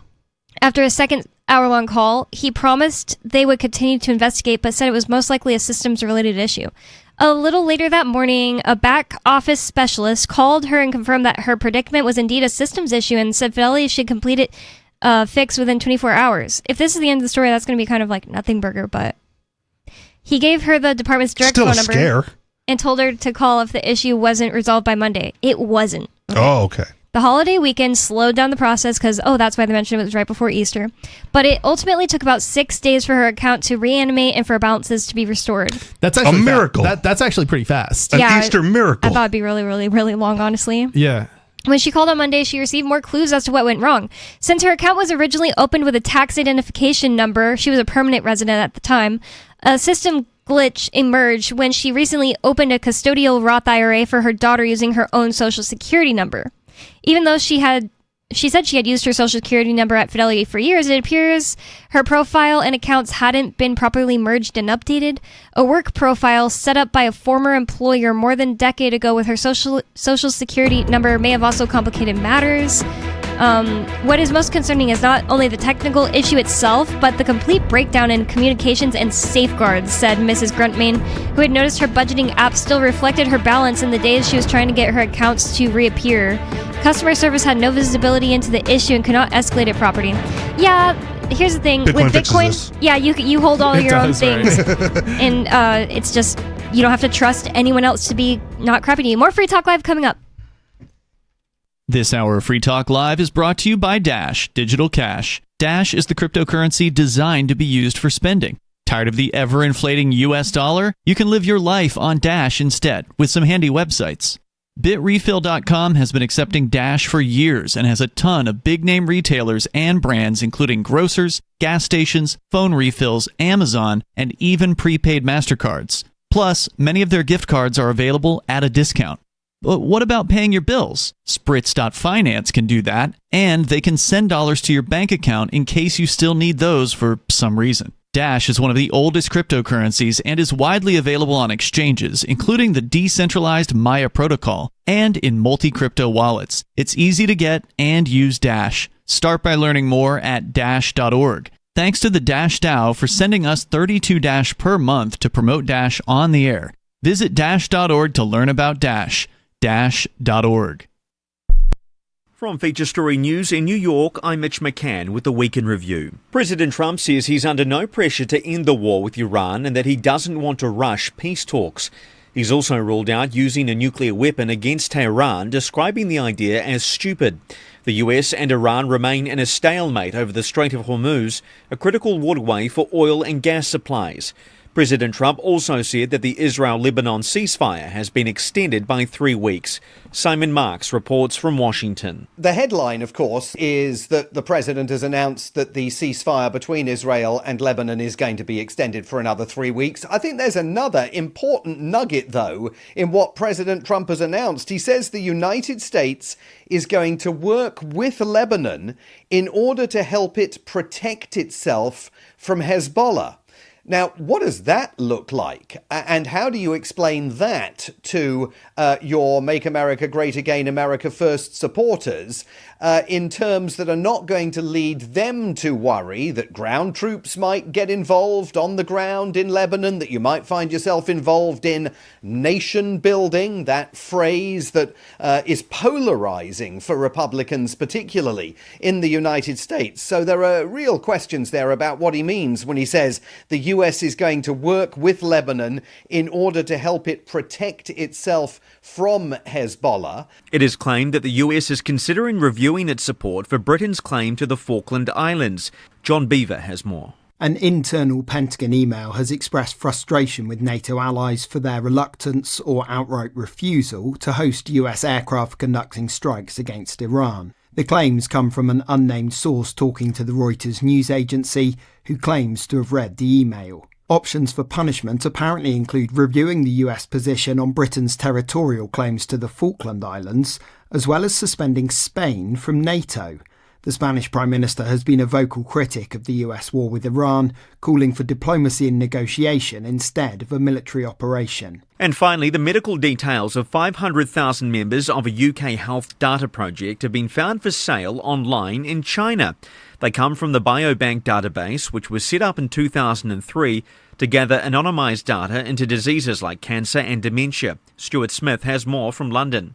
Earlier this week, the independent Biobank charity alerted the government that 3 datasets, including one containing the medical details of all volunteers, was being sold online in China. Britain's Minister for Data said no names or contact details were uploaded, but the database would have contained the genetic, health and lifestyle data of 500,000 volunteers who had donated that information to help researchers around the world investigate the causes of disease. From Feature Story News in New York, I'm Mitch McCann, and that was the Week in Review.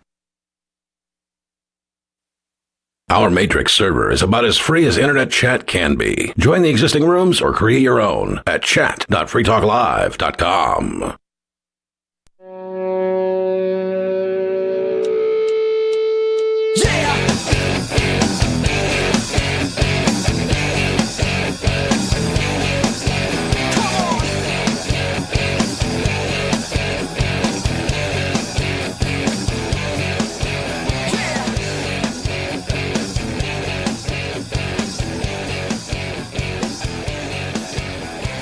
It's Free Talk Live. That means that you can call in to get in on the conversation with us and bring up whatever's on your mind.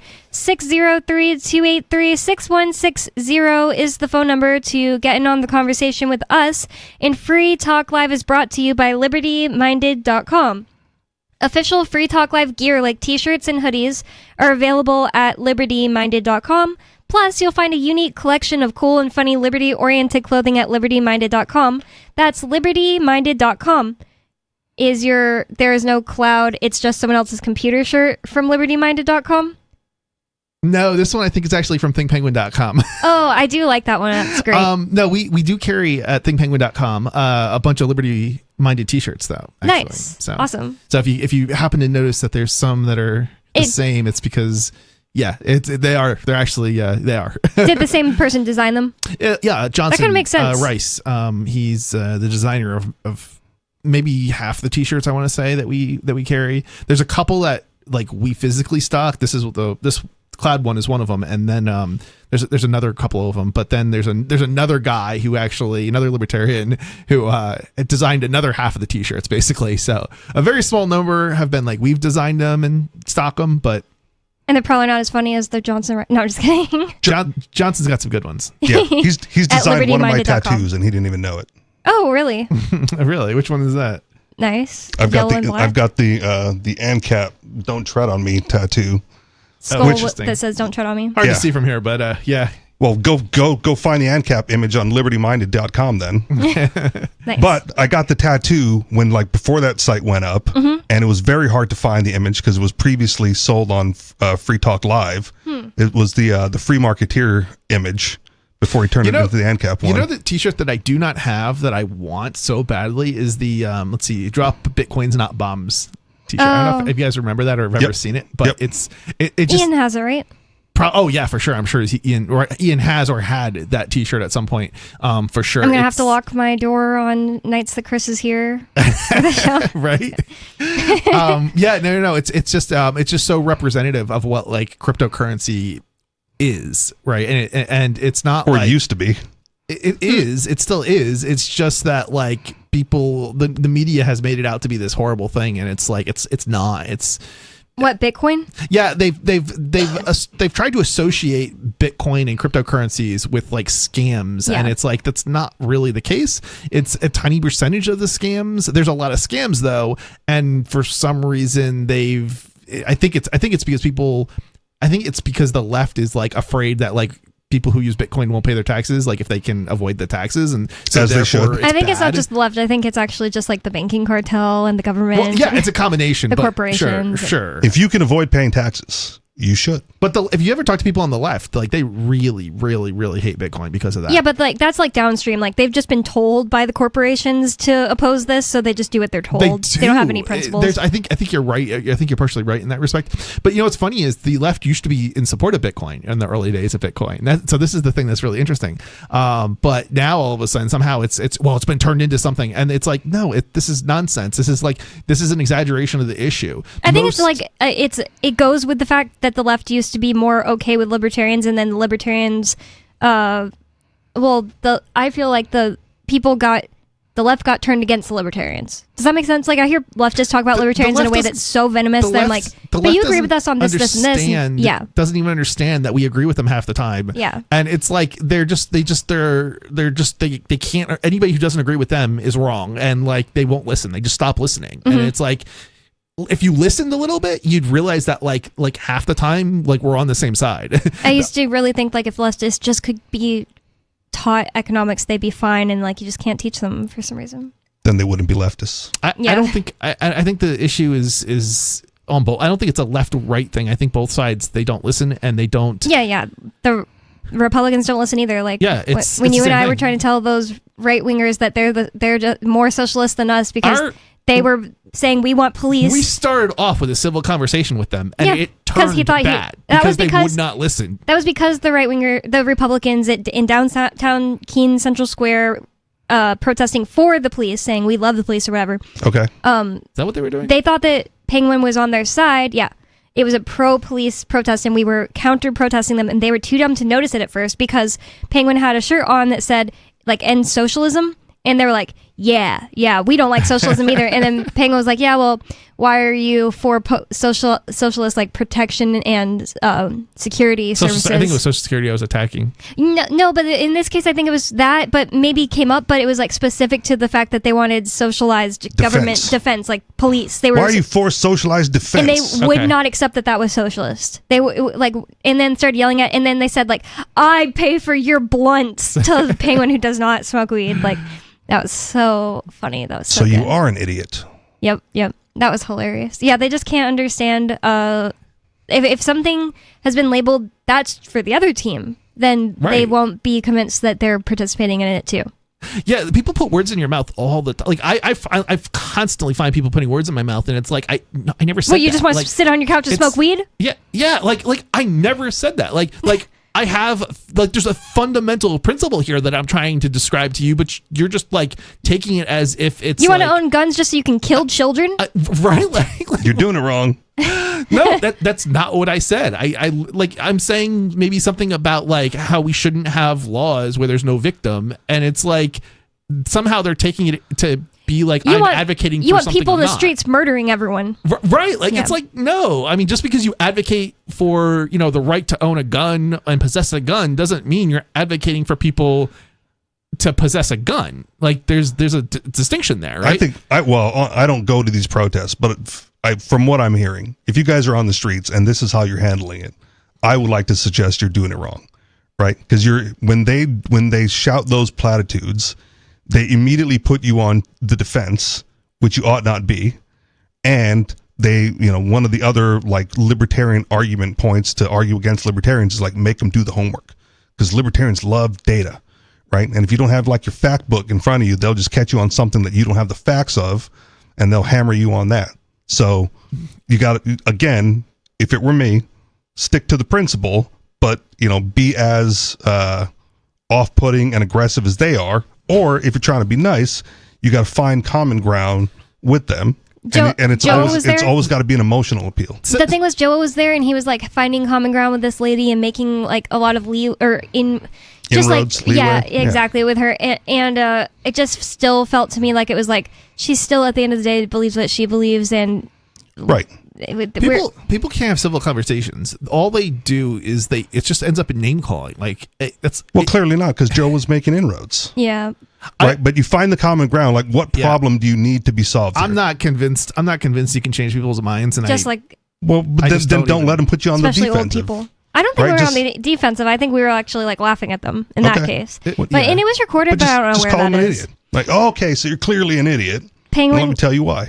You had that article, right? About the IDs. Oh, sorry. If you don't have it, then we can talk about something else. It's what it is.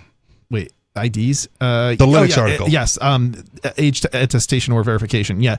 We were going to talk about this. What I actually have is actually interesting because I actually did a summary of I did a summary of it because there's no actual story on it. He did homework. But there's a video on it, and so this is why I can't really pull up a story. But I'll go ahead and read the summary, and it's sort of like in an article format, and then we'll talk about what's right and what's possibly wrong with it because it was AI generated. All right, I did watch videos on this, so I should have some idea of how accurate it is. Okay. Do we want to go for it? Are we ready? Yeah. For it? Okay. All right. So in early 2026, the UK Linux users faced widespread internet exclusion due to strict age verification laws. As platforms implemented mandatory biometric or ID checks that only supported Windows, Mac, and Mac OS, Linux users were unable to verify their identities, creating a digital divide. Many found themselves unable to access popular websites, experiencing a sudden unexpected lockout. So I do want to point out that this is not just impacting Linux users. It impacts anybody who is on a platform that is not they're not taking into account, and also potentially browser. So like if you use a different browser, like maybe you're using, I don't know, I'm trying to think some of the Mozilla. No, Mozilla is probably too big. Brave, Opera. Yeah, maybe you're using Opera or Brave on Windows. It would also potentially apply to you where you're locked out basically. So is this specific countries or Vivaldi? This is specifically in the UK, but this is coming to the United States. Coming to America. Coming to America soon. The terminal screen, and by the way, this doesn't just it also affects Windows and Mac users, and it affects everybody at least one other level, and that is you're going to need to present ID in order to get online, basically. Unless you use Linux. And they're doing this at the operating system level. Yeah, it's interesting because what's going to happen is if you don't provide an ID to your operating system and your operating system doesn't support it, you're basically going to be treated like you're a 10-year-old, okay, or maybe younger. So even. Like locked out of certain things.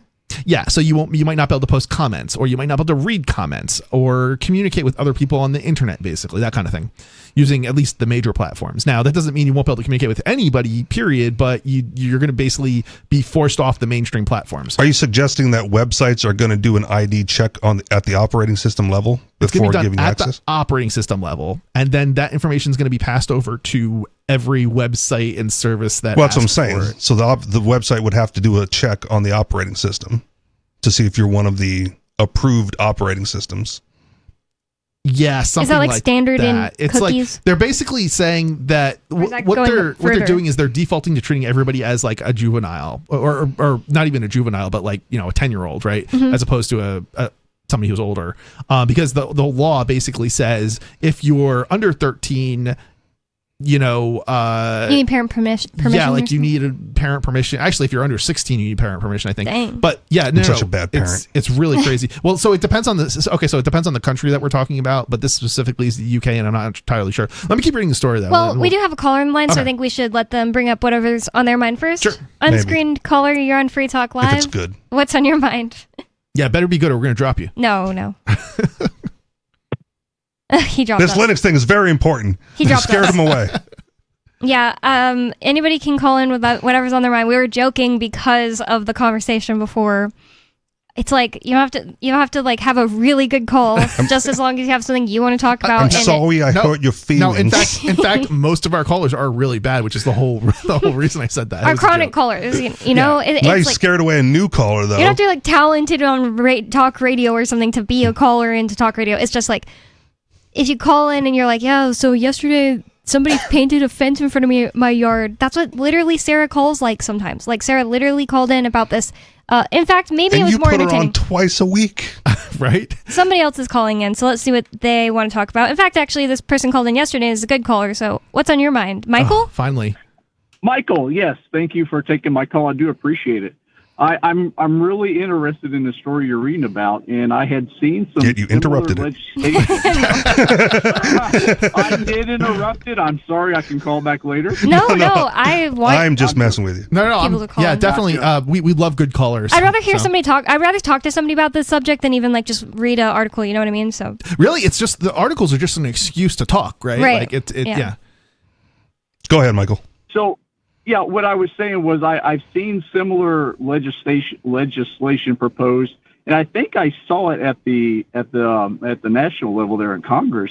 Yeah, it's I was talking. It's a federal. There's more than one federal bill, but yeah, they're making progress with it. It's coming, and it's basically supported by both the left and the right, which goes back to for the children. These literally the left and the right are literally the same. It's they have slightly different views on things, but like they make the same excuses for why we need these laws.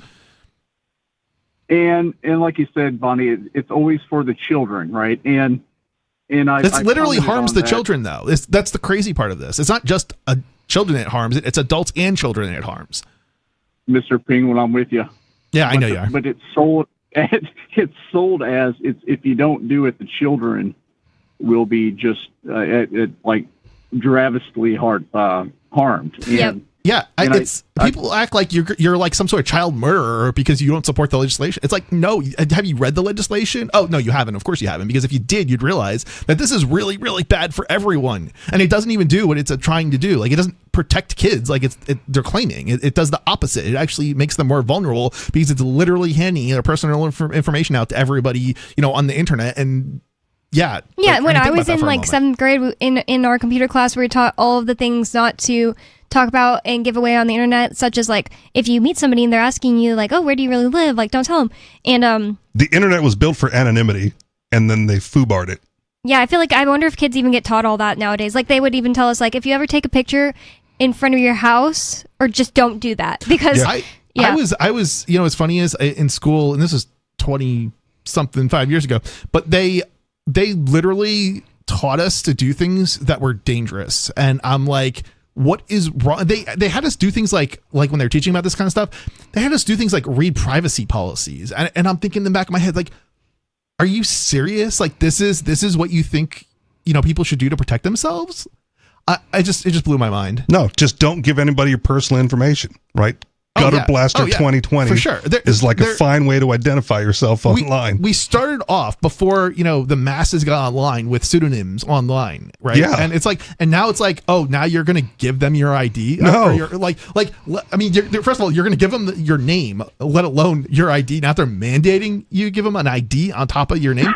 I wouldn't even give them my name. I don't even have an account on Slashdot because I'm not willing. I don't even have like a pseudonym on like a Slashdot. Yeah, well, account. I don't even know what Slashdot is. So That's how Slashdot is a technical website where you can like post like comments about like articles or they have a list of articles, right? There are summaries and then the link to articles, but then there's a section for comments, right? Mm-hmm. And it's sort of like the social media of like the 90s, right? For tech users. Anyway, the boys, I don't even have a social media account on Slashdot in order to make posts. I always used to post anonymously, and now you can't post anonymously, and I refuse to sign up for an account because that's with a pseudonym. That sucks they changed it.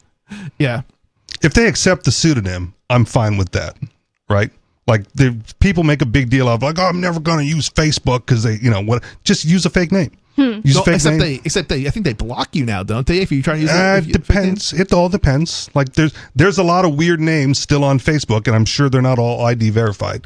If you start to do weird stuff, right, that's unexpected, then they'll ask you to ID yourself. But you can get away with a lot of fake stuff on Facebook. These new laws are going to basically mandate that they verify you. So it's I'm sorry. Well, let's listen to the caller. We're trying to have a conversation, but you're not getting anything in there. I did mention something about AI last night, and I did see a post on the Twitters where what if the AI can create the fake ID for you to get you online and bypass all this Yahoo nonsense? You're going to laugh because that's exactly what happened in Australia when they passed some sort of age verification. Right. Nice. Yep. If the Australian kids can figure it out, the American kids can. There we go. If the white kids can figure it out, the poor kids can. Ooh.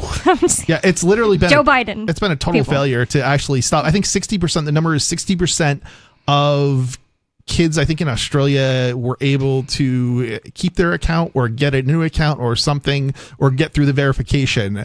60%. So that's a pretty high number, but it also just goes to show how futile it is, and it really makes you wonder if only 60%, given how easy it is to get around this, if only 60% got around it. If it's that easy to subvert, is it really that big of a deal really that harmful? All I'm thinking is how stupid most people are. All right. And then I would have no moral issue using AI to bypass this nonsense. I agree. That's how I feel about like vaccine passports. Not that I ever had to personally do it myself, but I would have never thought anybody was immoral getting past that. Lying to a cop is never immoral, even if like lying to someone else in almost similar circumstances may be. Just be careful about that one because you might get charged. I know, but I'm not talking about whether or not you'll get charged. I'm talking about immoral or moral. I agree. Yeah. Yeah, more. Yeah. So for Mr. Ping, how do you see this affecting your we already have a policy at thinkpenguin.com to refuse to comply with these laws. Okay, good deal. Yeah, they're gonna have to come after us, with charges or fines or something, because there's no way that I'm going to comply with this. That my company's going to comply with this. What if your users request it though, so they can get online past the age limit? Well, okay, so like I need to back up a moment and say like we're not going to support or enable it, and I don't necessarily mean we won't ship with like a distribution that has it. We will if that's what you ask for, but we're not going to. Like, for example, we sponsor, opt in, not opt out. Yeah, we sponsor a distribution called LiberCMC, and we ship that with our routers, and that they're not going to comply, and so we're certainly going to continue to ship with that, and that means we're not compliant either. So, just as an example. And I've seen that Google is taking this one step further. I know it's not they don't hold the entire gateway to the internet, but software developers will have to ID themselves to get their stuff on Google Play. And I do understand you could sideload and that's already in effect, actually. I believe, okay. And it's and I think there's also the consequences of that have also been. I'm trying to think where that is. Maybe it's Windows I'm thinking of, but or maybe it might be a separate issue. But like I know Microsoft like kicked off like software encryption, and I'm trying to think like what the specific apps are. I can't remember at the moment right now, but they're like really significant apps basically that Windows users no longer can like install because they've basically kicked developers off kick the developers off basically because I find that less to be a problem because that's the Apple ecosystem, right? Apple's been locked down for years. As for safety, Google has been the open platform, and now Google is walling off their garden as well. I think this takes things a step further, though. No, they're just not letting you sideload apps anymore. Well, you got to go through the Play Store, which is the same as Apple. That's Google. That's what I'm saying. This is Microsoft, though. You brought up Microsoft. Caller brought up Google. Yeah. Yeah, I brought up Google with they're implementing something in very soon, I believe it's September, where you would have to identify yourself as a software developer. Right, to add apps to the App Store. Yeah. But there we go. Yes, absolutely. Right. But that, again, they're just walling off their garden to prevent sideloading, which has been the Apple ecosystem since its inception.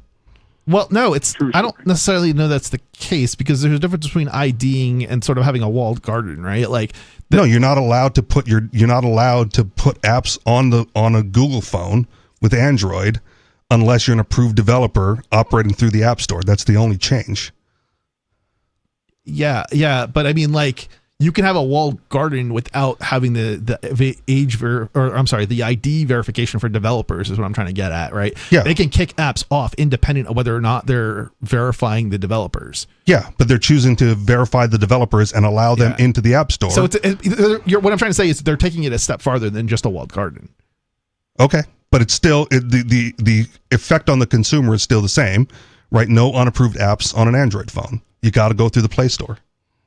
Yeah, and that's right. That's even farther than the policies that already existed, which created a walled garden sort of. So no, the policies before was you could get into your Android phone or update your operating system and sideload any app you want, right? Like the F-Droid store is just going to go by the wayside because it's not the Google Play Store anymore.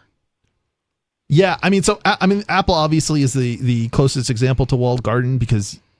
Yeah, it is. You have to go through the App Store, right? Whereas Android, that's not the case. But it's going to be the case. It's going to be right. That's what the caller is saying. Well, actually, so that's still not actually the case in that you're still going to be able to sideload apps. No, you're not. They're going to lock it down. No. Hey, caller, correct me if I'm wrong, but you're going to be able to sideload apps still. They're just going to have to be signed by somebody who's an approved developer, correct? That's the way I understand it. Don't take it as gospel. I read the headlines. Yeah, same thing here. Yeah. So it's slightly different than what you're saying. So technically, you don't have to have the app on the App Store in like the Google Play Store, but in order to install it or sideload it, the developer still has to be, approved. It's the same net effect. Yeah. And the reason I think I was going down that rabbit hole was dealing with Graphene OS, and I think there was some issues there with them having to do the thing to get the thing on. I'm not a software developer, so I just put the stuff on the phone, and then they raised some questions, and it seems like it's going to get a little bit difficult. Yep. To sideload a new OS on an Android phone might not be possible in the future. Yeah, but it also seems like it's going to be difficult to get into a lot of popular websites without ID, and that's way more pressing, in my opinion, for the children. But more Free Talk Live coming up. Thanks for the call, Michael. 603-283-6160 to get in on the conversation with us. Only if you're a good caller like Michael.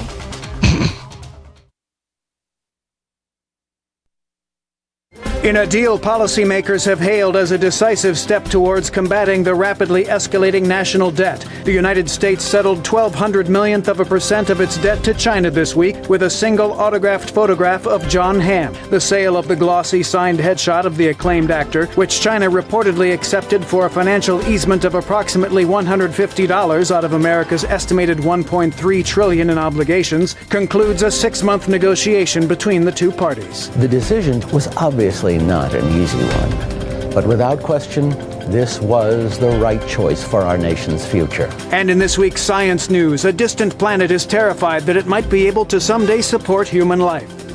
In other news, a live cow is lowered onto the floor of the U.S. House of Representatives. The majority of an office's supplies are used to apply for different jobs, and a lapsed cult member only attends sanctum on major bloodletting holidays.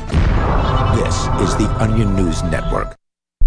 So you've signed the Shire Society Declaration and are planning your move to New Hampshire to be around more liberty-oriented people. Next, sign up for the Shire Society Forum at forum.shiresociety.com. There are a bunch of people there who are already in the Shire, and they want to meet you. If you're already in the Shire physically, you should also come by the forums. Remember, not everyone uses Facebook. New people are signing up for the Shire Society Forum every month, so drop in and say hello at forum.shiresociety.com.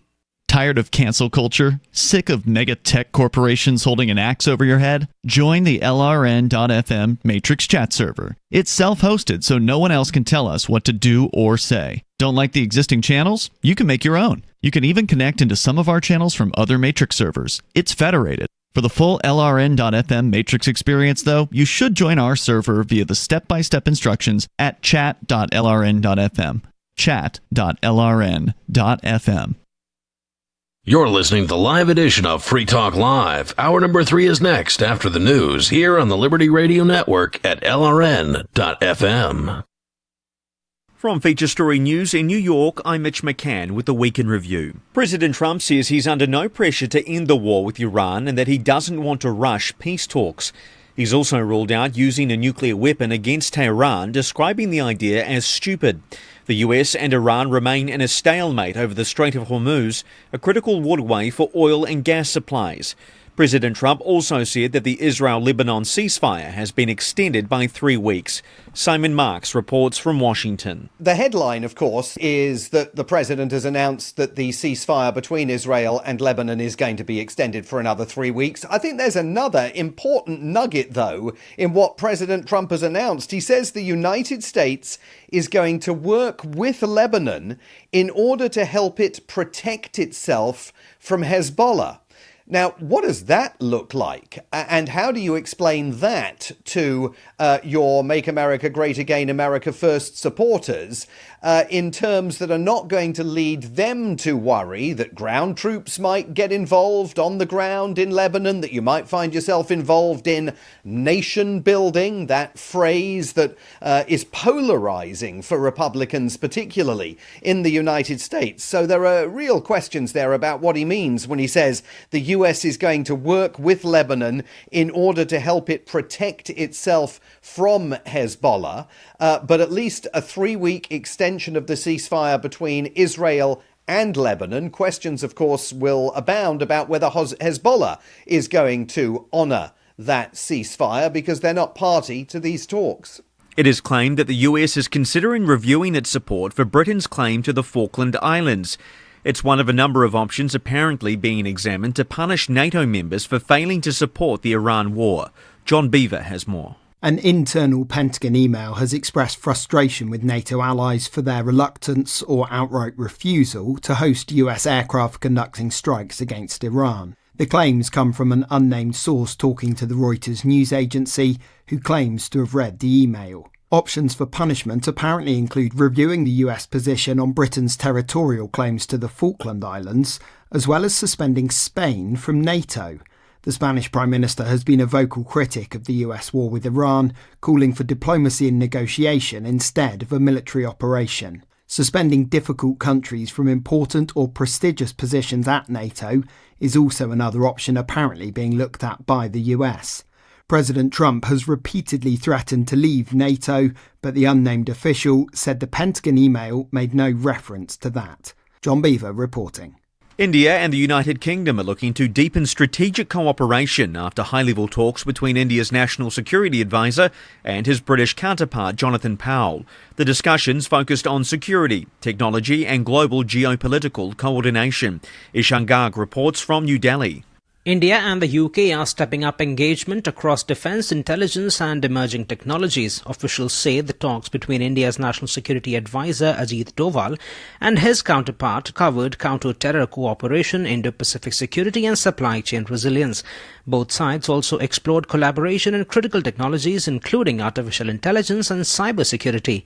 The dialogue comes as New Delhi and London push to strengthen ties after finalising a free trade agreement. Analysts say growing convergence reflects shared concerns over global instability and the need for trusted, strategic partnerships. Ishan Garg, New Delhi. And finally, the medical details of 500,000 members of a UK health data project have been found for sale online in China. They come from the Biobank database, which was set up in 2003 to gather anonymised data into diseases like cancer and dementia. Stuart Smith has more from London. Earlier this week, the independent Biobank charity alerted the government that 3 datasets, including one containing the medical details of all volunteers, was being sold online in China. Britain's Minister for Data said no names or contact details were uploaded, but the database would have contained the genetic, health and lifestyle data of 500,000 volunteers who had donated that information to help researchers around the world investigate the causes of disease. It's only meant to be sold and accessed by verified research institutions, and it's thought these datasets came from places that had legitimately purchased the databases before someone illegally put them online to be sold. Those organisations have had their access to biobank information revoked, according to the government, which thanked China and e-commerce platform Alibaba for their help removing the listings before any purchases were made. Stuart Smith, London. From Feature Story News in New York, I'm Mitch McCann, and that was the Week in Review. This is William Chambers. Now a retired insurance salesman, Chambers is just one of over 95% of grandfathers who, according to a new report from the Center of Business Intelligence, secured their first and only job by walking right up to the owner of a business and asking for a position right then and there. I slammed my fist on the desk and said, "I'm your man." He stood right up. He shook my hand and he said, "You come in first thing Monday morning." According to the report, nearly 36% of grandfathers claimed that they found employment by entering a local business with nothing but a nickel in their pockets and a shirt on their backs. 24% saw a fine-looking marquee for a business and said, "Someday my name's going to be on that sign." And 40% of grandfathers said they snuck into the CEO's office and said, "Mr. McKinley, sir, I'm your guy." It just took gumption. You didn't need some fancy internship. Looking the boss dead in the eye and showing him you were a man. That was your internship. This is the Onion News Network. You can stick it to the man and big tech. Join our FTL social mastodon at social.freetalklive.com.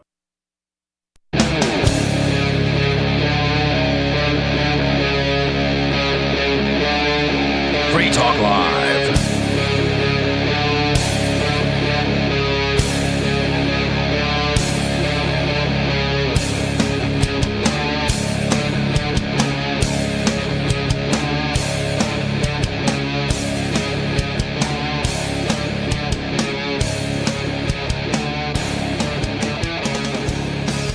It's Free Talk Live, talk radio that you control. That means that you can call 603-283-6160 to get in on the conversation with us and bring up whatever's on your mind.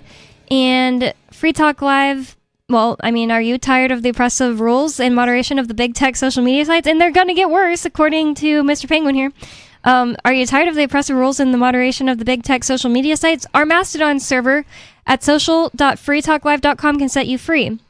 I kind of said that weird. Social.freetalklive.com.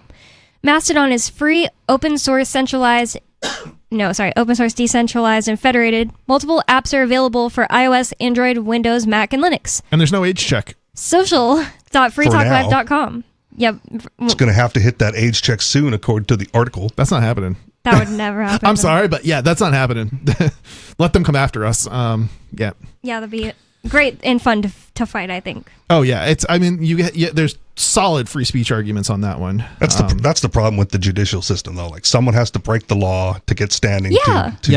You can't just I used to think as a kid, it's like if you go to court, you'll just explain yourself. No, they don't let you do that. Yeah. And they don't let you use plain English. If you just start talking on the witness stand, they're gonna be like, "I asked the questions here, ma'am."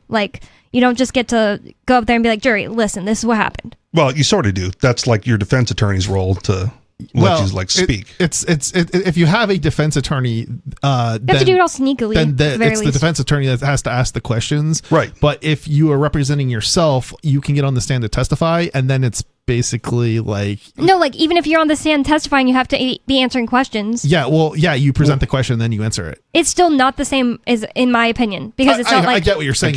You're right. I always thought you could just go and reason with these people. First of all, that's not how only it works. do you get to answer. Well, it's my defense attorney asked me the question. The prosecution gets to ask you heinous sounding questions, why would you do this if you weren't a murderer?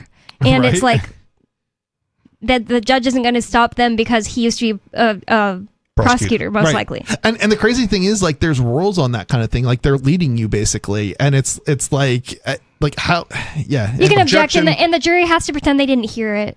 Yeah, right. Like, strike it from the record, jury. As if the jury didn't hear it, and yet they did hear it. Like, Yeah.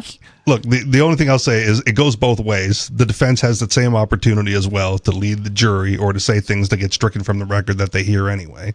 Either way, So- when I was a kid, I thought you literally would just go like, "Hey, let me explain what happened." You're partially right. And it just isn't the case. Yeah, actually, the problem with that is in explaining what happened, you almost always admit to guilt, right, and then try to justify it. So it's not even a good tactic. Bear Arms actually did a pretty good job of this in terms of the judge. I'm surprised the judge didn't throw the book at him, basically. But I guess there's, in some respect, there's a limit to what she could have done. Sorry, Judge, I'm new to this. About what? Well, throwing the book at him? No, what did Bear do? Took a dump in the woods and nobody heard it? Well, you talking about the crime, or are you talking about like? No, well, you said Bear did this and then you dropped it. And What so did he Bonnie do? wants to- Yeah, no, I'm not saying what crime did he commit. I'm saying you said Bear did this, and the judge could have got mad at him. Did what? What were we just talking about? Bear Arms. No. Before that, You interjected and said Bear did this in court. Going and did a saying really to good the job judge about it. what he did. Testifying on his own. Testifying on his own. Is that it? Was it the one you went to go film? yeah. He asked questions and then answered them. I don't know. You tell us. You're the You're one the that's witness. going to tell us this. I guess he asked the questions and answer them. So Okay. Bear asked his own questions and then answered his own questions. Really? And the judge almost threw the book at him. I didn't know that you could ask. Oh, they can't, Well, right? because he represented himself. Yeah, so if you represent yourself, you don't get the chance to go up there and testify? No, you absolutely you do. do. Are you do. actually allowed to ask questions and answer them? Yes. Oh, okay. Well, then why were you saying the judge could throw the book if it's allowed? Because Bear was probably asking inappropriate questions that the jury shouldn't have access to. Right? Much Yeah. like you said, the prosecution Oh, does that's it. the part of it that I was referencing. Okay, yeah. So he did this, and yeah. Okay. Do you have an example? Was this for his case where he was being sued, he was suing the government? Criminally charged for basically possessing a gun in Massachusetts. Yeah, he won that on one. his farm, and yeah, he did. Well, the jury found him. So the judge was constantly saying, like, you can't consider this, you know, what he said, because it wasn't allowed, because they basically denied him the ability to present his argument because he didn't give them notice of the argument. So, like, every time he spoke, every word that he uttered had to, like, the judge basically told the jury, you can't consider this. So did he get off on some of the charges and lost some of them? He did. Oh, okay. And it was in his favor. And as you were saying before with the other case, I don't know if you guys were thinking about Ian's case, but where the prosecutor basically, like, led the direction of was kind of leading in the questions and things like they were asking, like the bro thing, right? Like, this couldn't possibly be a Brenda, right? Yeah. And they probably got on Bear because generally the prosecution, like, has their evidence, they give it to the defense for discovery, right? And you build your defense based on what the prosecution is presenting. Anyway, yeah, he basically won despite the fact that his everything that he said basically. But you already said he lost on some charges, though? He lost on some of the charges, and then they got thrown out after the fact. Oh, nice. Okay, that's why I thought I thought he just totally won.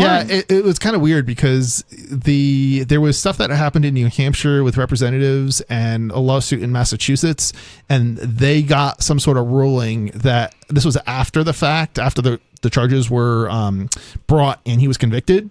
But he was like allowed to appeal, and so like there was this huge amount of time that went by, and during that time period, this other lawsuit that came from New Hampshire state reps, and I think he was also part of it actually, that basically got that. I guess some sort of decision was made as far as the law was concerned. And so after the fact, after the trial was over, he was able to cite that. Nice. And so they dropped the case against him, or it was something like that. Drop the charges. Yeah, Nice. which is That's really awesome. weird, because you would think, why would you drop the charges after the case was... Because Look they at want New to deal with Hampshire him. coming to defense of their own citizens against the tyrannical Massachusetts. Nice. Yeah. Yeah, but I mean, basically, yeah, like it's like, yeah, you have the right to bear arms in Massachusetts, even if the state law prohibits it, because you have a constitutional right at the federal level. So you would think. Clearly, that's not how it goes. People don't fight it. Despite that, he has been charged yet again in Massachusetts for something that was constitutionally protected. Yep. So we'll see what happens this time. But this is also one of the problems with the government is they can just keep bringing charges against you, even if it's completely illegal. Those charges have no merit. And every time you have to pay a lawyer and defend yourself. And it's like, you think that they wouldn't be able to charge you again for the same crime? But no, what they're going to say is, well, this is a different crime because it was a different incident. But it's the same law that you're charging it with. But yeah, it's crazy. Yeah, but then you cite your old case as precedent, right? Well, right. But the whole thing is, you still have to go through those procedures. You still have to hire the lawyer. You still have to pay thousands of dollars in legal fees. You're still going to have to spend nights or days or weeks or months or years in jail again for something that you've already proven in court is you have the constitutional right to. Well, then hopefully you get them on the civil side and you sue for damages after the fact. And by the way, bear arms that we're talking about. Bear arms person we're talking about is sometimes host on the show. So I just realized people might not know who we're talking about. Second Amendment advocate. Second Amendment advocate, and he is on YouTube, Liberty Without License. I thought he had a website, but I'm not easily able to find it by Googling Liberty Without License. So I don't know, but he does have a mailing list. I can tell you that much. Mm-hmm. I'm on it. Love to getting those. Can I give out because the Gmail's here? Yeah, if it's public, why not? Okay, it's libertywithoutlicense@gmail.com. Maybe you can just email it to get on the mailing list. Yeah. I am sure he will be happy to add you to his mailing list. Okay, I was like, should I just give out someone's email? Yeah. It's literally on the Free Talk or the Shire Society website. Yeah, but that was Ridley posting it, so I was like, I don't know. That's a little different. That's an email address. I mean, email addresses are not exactly the most secretive thing in the world. You can find them relatively easily. Yep, I know that's the same name for his YouTube channel though, too. If somebody wants to do that. Yeah, and the YouTube, if you go to YouTube and he's got a YouTube channel, it's almost certainly going to be the same. It's probably the same email associated with that account as well. And if you click on like a few links, you'll end up getting the email that way too. So like, yeah, I understand why somebody wouldn't want to give out a phone number because of harassment, but email's a little bit different. It's a little bit harder to harass somebody with email, although I guess you could still do it. But oh no, somebody else is trying to use this name. Somebody named Shankar Singham. Yeah, an author. Liberty Without License. That belongs to our friend. Give it back. You need a license. No, I'm just kidding. No. I'm sorry. Libertarians don't believe in IP, or at least they should. I'm joking. That would be very hypocritical. It really would, especially with the name. That's why I'm joking. You need a license to possess that name. No. Okay. Just need to win it in the free market of ideas. Gone way over the. Also, apparently, there's a. I don't know which one is the album name and which one is the. I think that the artist is Ancient Pistol, and there's an album by them called Liberty Without License. All right. Yeah, I mean, and that's the funny thing about the degree to which we support your right to speak is so much greater than any kind of. I mean, we don't even believe in IP, but it's to such a degree that the founder of the show, Ian Freeman, actually got content that was taken down, reposted out of principle that was basically not favorable to him. Tarnishing his name, his good name, full of lies and so on, which is, I mean, as it should be, as a matter of principle. Ever done that? Yeah, I would love to hear this song off the album. No, I'm not going to play it. Okay. I'm just saying it's called Presidents Exchange Obscenities. Yeah, please don't put that on the air. I'm not going to play it. Okay, all right. I'm just saying I would save love to hear it for after the show. Yeah, I was trying to see if I could just see the lyrics and see if there was anything good in it. It's just like, if you're using that name of your album, it's probably good.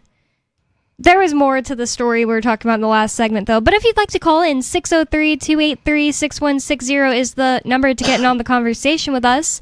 And yeah. Okay. So we were talking about basically a story out of the UK where the internet has basically been age gated or restricted, so you need an ID, and this is coming to America too, basically. So if you don't want it, you better be writing your Congress critters, because this is probably going to pass either way. Because that works. Yeah, right. Yeah, exactly. But yeah, I mean, people basically need to make more of us think about it, because your politicians, they think that you support this, and I know a lot of people don't, but do they? Do politicians really think the people support this? Do they care? It's for the kids? Both I don't sides, think they care. both parties have a ton of people in support of this. It's absolutely crazy. But the politicians don't even know what the bill says, or what it actually does. Yeah, because they haven't written affects. it yet in America. No, there is an actual bill. It's been written. Okay, all right. But you think politicians read their bills? No. Their own bills, let alone other people's bills? No. Right? Anyway. So let's keep going with the story. So the terminal screen on Leo's laptop sat in a quiet London flat, blinking with a comforting green cursor. Outside, it was 2026, and the UK internet had just become a walled garden. Age verification. How old is that computer? Blinking green terminal screen to boot it? I don't know. Nerds. I have no idea what that's about. Yeah. What is this, The Matrix? I have no idea. Maybe it was a theme or something that he's got, like a Matrix theme. All right. I got no idea. Go on. Anyway, it's clearly not. I somehow doubt that a green screen is going to be able to connect to the internet today, because that would be like dial up, and you'd have to use some hacks. I mean, you can probably do it, but you're not going to be getting on any of these websites with JavaScript on that. Probably. Right. Anyway, age verification failed. The browser read again. Busted. Leo wasn't a child. He was a 35-year-old software engineer using a customized Linux distribution. But according to the new Online Safety Act guidelines, if your browser couldn't stream specialized encrypted biometric data to a central server, data designed exclusively for Windows and Mac, you didn't exist. How are cops going to catch predators if this goes through? They're going to have to age verify, and they can't pretend to be a 14-year-old boy anymore. Well, you know what? You're right. That's a really good point. Wow. How are these online vigilantes going to do it? Yeah, it's a good question. I mean, is it going to point out to everyone? Yeah, because you'll have to be that old to be on the website. Well, so here's the humorous thing about this. This only applies. In this particular case, it only applies in the UK, but it would only apply in the United States, the U.S. law. So any website outside the U.S., it wouldn't apply to, right? So basically, what are you doing? You're literally forcing kids onto less safe websites, potentially, because now there's going to be no monitoring or verification or, child protection measures. Because they're from another country? Is that what you're saying? Yeah, because if the website's operated from another country, like the Pirate Bay. Right. They don't have to comply with U.S. law. There's no jurisdiction. Right. The U.S. jurisdiction only applies. But does that automatically mean that it's safer? No. It could be. He's suggesting it's more dangerous. It could be more dangerous. I meant to say the opposite. Is it always the case that foreign websites are more dangerous? It actually probably, there's a chance it would even be safer because. But you're just using their own logic against them, I guess. If you're trying. Yeah, right. okay. Yeah. I mean, the idea is that this is supposed to make kids safer. So if they're not able to get on at all, which is what is occurring, their kids aren't going to not stop using social media. They're just going to go to a different. Lawmakers website. aren't allowed to use second order consequence thinking. They're not allowed to do that. Right? It's illegal. Nobody thinks about the consequences of this. And it's okay, so now they're going to go and use Tor browser to get on the dark web and be interacting with all sorts of predators and creeps drugs and drug pushing pharmaceuticals, right? And by the way, I don't know if we should characterize this is an exaggeration. This is what all the fear mongering makes you think of the dark web. And in reality, that's what I'm trying to say. The dark web isn't anywhere near as dangerous as anybody wants to make it out to be. It's not much fun. No, if you actually were to go on the dark web today, you'd actually have trouble finding the really bad stuff, basically. That's unfortunate. Yeah, in certain cases, it may not be quite as unfortunate as you think. But yes, I know what you mean. The drugs are still there. The drugs are still easily accessible, right? So anyway, it's just that the internet never included everybody, Leo muttered, quoting a frustrated blog post he'd read on his phone before that too required a trusted OS. He tried, and by the way, remember, this also applies to anybody with an older operating system. So it's not just Linux users. It also applies to FreeBSD users, OpenBSD users, potentially Chrome OS users, your netbook or, I guess they're not called netbooks, but Chromebook. Mm-hmm. Yeah, I guess they're called Chromebooks. But any of these other systems that don't fall within the, Windows, Mac or whatever. So are people going to have to get new versions of their computers anyway? Yeah, people are going to have to buy whole new computers potentially. When they're all anything with an operating system. Yeah, and not just an operating system. You might have to buy a whole new router. You might have to buy a whole new, all of these different types of devices that you own that are not I just honestly, I've been thinking this from the beginning, but I didn't want to interject with almost change the subject. I hope this just ends up with more people getting off social media and the internet in general. I hope it ends up with a mass exodus of the internet. I do have a kind of a thought on this in that if you push people off mainstream sites because you make it too difficult to be on those mainstream sites, you do end up with more diversity, and that's a good thing. Because obviously a lot of people are not going to jump through all those hoops, and so you are going to end up with more people on platforms like Mastodon instead of Twitter. And we operate a Mastodon server, right? The Shire Society and Free Talk Live, and there'll be more people joining that platform, and we've already seen this happen in other countries with I think, was it Brazil? I don't remember what Brazil did, but and Russia and some of these others. They banned Twitter at one point. Brazil that was because did. they got in a feud with Elon Musk over payments. Is that over? Are Brazilians back on Twitter? Yeah. Okay. Elon Musk caved. No, I think Brazil, there was a legal. Well, the courts banned it, is what it was. Because of a feud with Elon. Right. I understand, but it wasn't the people. Twitter. It wasn't Twitter that banned people on Brazil from getting on. Is what I'm trying to say. Yeah. Right. Yeah, but anyway, but there's also there's already been sort of a mass exodus of different groups of people, both on the right and on the left, humorously, because of different Yeah, like people are going to Blue Sky instead of Twitter. Yep, mostly the left. Yeah, leftists. That was the case, but there was also what's the other one called the right kind of Truth Social. That was Rumble, one of them. is videos. There is one That's not what I'm that thinking of like either. that Zephin points out that I should get all the time. That has you can make crypto on it. Do you know that one? Not off the top of my head. It's more freedom oriented. There's one that was for like Nazis or something like that. Oh, that's not what. And they that's kind not of what I was talking about. they kind of got kicked off. I don't know. I don't want to say they got kicked off Mastodon, but a lot of Mastodon nodes. So it's like a fork of Mastodon that they did, and then like a lot of Mastodon nodes blocked them, as they should, because it's federated. Well, Noster. Right. I don't necessarily know they should have, but a lot of Mastodon nodes blocked them, and they're still able to connect to some Mastodon nodes, but yeah. Noster is the one I was talking about. Is that what you were talking about? No, it wasn't. Noster is more like, I think, instant messaging, like a decentralized instant messaging solution than probably. Zephin has told me it's like Twitter, in that I should be on it instead of Twitter. Yeah. Interesting. Let me read you a headline real quick before you move on, because it's related to the main story, and we don't have to get into this article at all. Resistance to operating system age check comes from checks notes, open source calculator, and an OS that may just exclude Californians altogether. So, calculators are part of this already. Yep.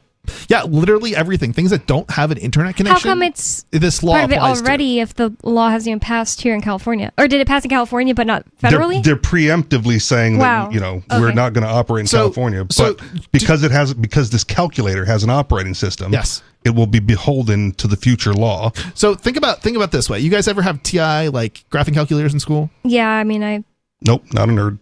I didn't even have. Okay, you didn't have Casio. Any kind. Well, I never had No, I didn't have a graphing calculator. I did that stuff by hand. Okay, fair enough. The ones that could do what the heck was that called? Sorry, the ones that could do that extra math. Dang Could have played Doom. The fractions? No.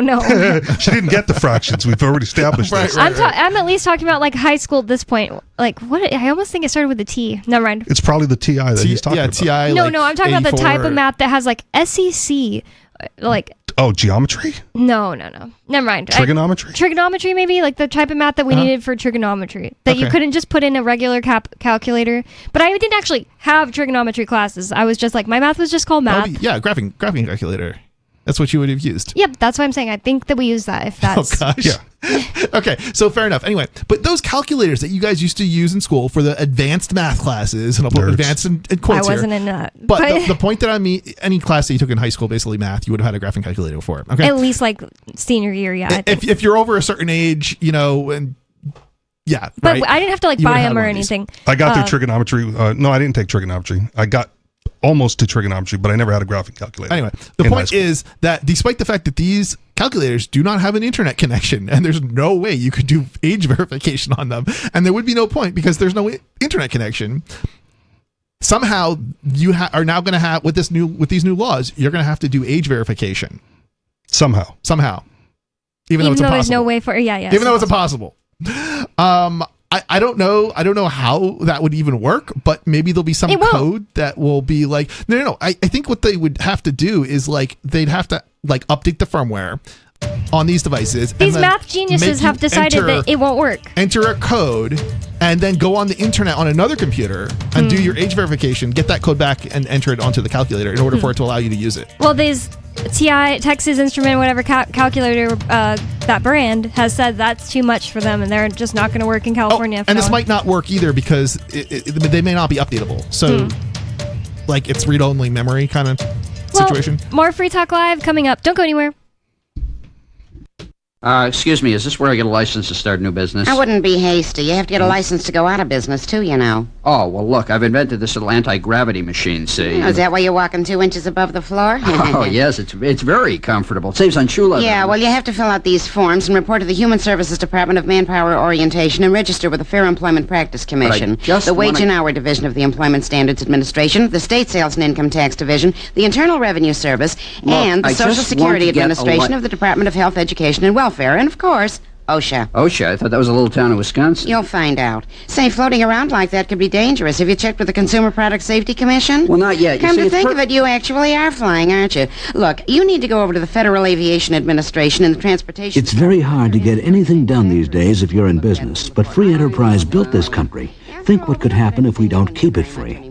A public service of this station and the Center for the Defense of Free Enterprise, Bellevue, Washington. Besides, we just can't have people floating about unregulated, you know. From Feature Story News in New York, I'm Mitch McCann with the Week in Review. President Trump says he's under no pressure to end the war with Iran and that he doesn't want to rush peace talks. He's also ruled out using a nuclear weapon against Tehran, describing the idea as stupid. The US and Iran remain in a stalemate over the Strait of Hormuz, a critical waterway for oil and gas supplies. President Trump also said that the Israel-Lebanon ceasefire has been extended by 3 weeks.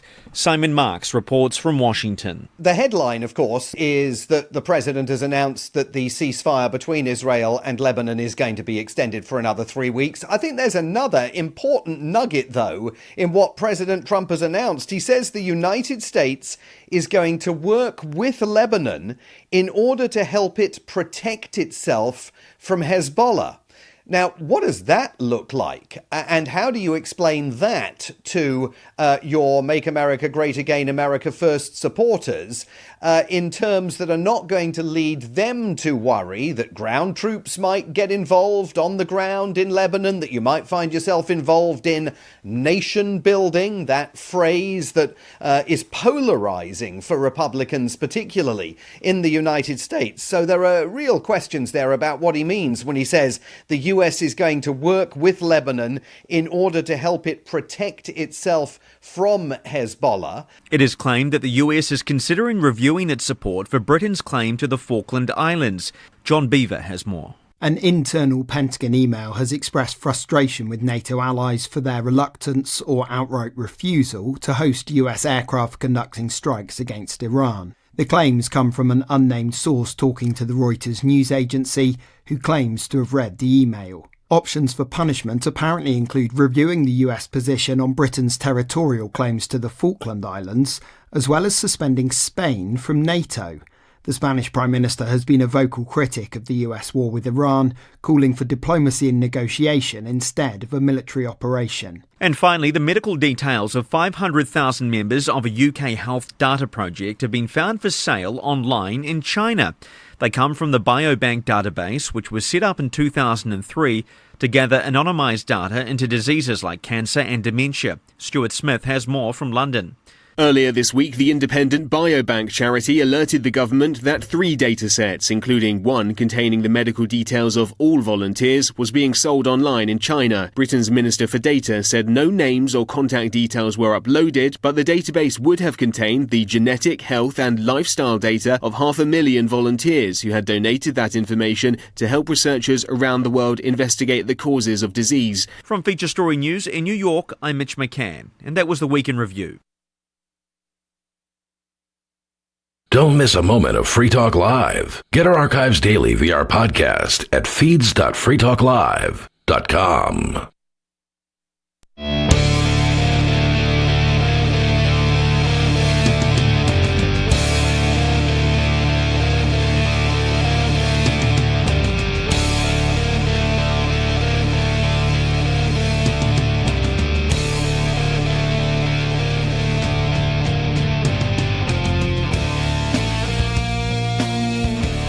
It's Free Talk Live, which means you can call in with whatever's on your mind. 603-283-6160 is the phone number to call. That's 603-283-6160, and you can bring up whatever's on your mind, and we won't be mean to you like we're mean to Skeeter and some other callers. Yeah, speak for yourself, Bonnie. I won't be mean to anyone who calls in after this hour, and that's a guarantee. A guarantee. Even if it's David from New Mexico, I guarantee I won't be mean to him. How's that? Wait, even if it's a James Whittakind, I won't be mean to him. I'll just point out facts. There we go. Bold statement, Cotton. So call in 603-283-6160. Not that I necessarily want James Whittakind to call in. I would rather have somebody new call in. That's what makes the show more fun. And that's the purpose of Free Talk Live. You should be able to get in on the air with us and bring up whatever's on your mind. And with you on Free Talk Live tonight, you've got me, Bonnie. You got Mr. Penguin. And Richie Rich. And, oh yeah, I forgot to ask you to bring it up, but if you want to bring it up, we can talk about the racist school trip, which sounded really crazy to me. Apparently, I think he said it was out in California. There was a school that did a school trip where they excluded white kids because they wanted to make a point about segregation. So basically, they had a black-only bus. It's a social justice field trip. Oh. Not including the whites. Interesting. I'm really interested to hear. No white people allowed. What went down, and if any parents are like mad about it, or I'm just I don't know. I want to know what they did about the kids who were just slightly mixed. A little bit darker. That's actually a good point. What did they do with mixed kids? Like if you're mixed black and white, it's fine, but if you're mixed black and Mexican, is that a little too white? Have you ever seen like the YouTube video of like the racist field trip? No, it's not this. You but should like find a joke?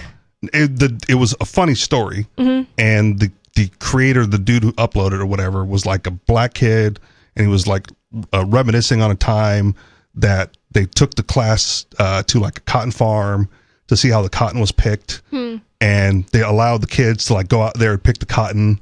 And they didn't let them take it home, so they collected all the cotton. Dang! And so they had an elementary school full of black kids picking cotton for free on a school field trip. That's crazy.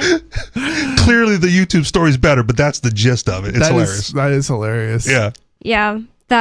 It's not just hilarious that happened. It's just like, wow, who thought that through? I'm sure the person was and like, my mama telling went down to school the next day and laid into them for that. That's awesome.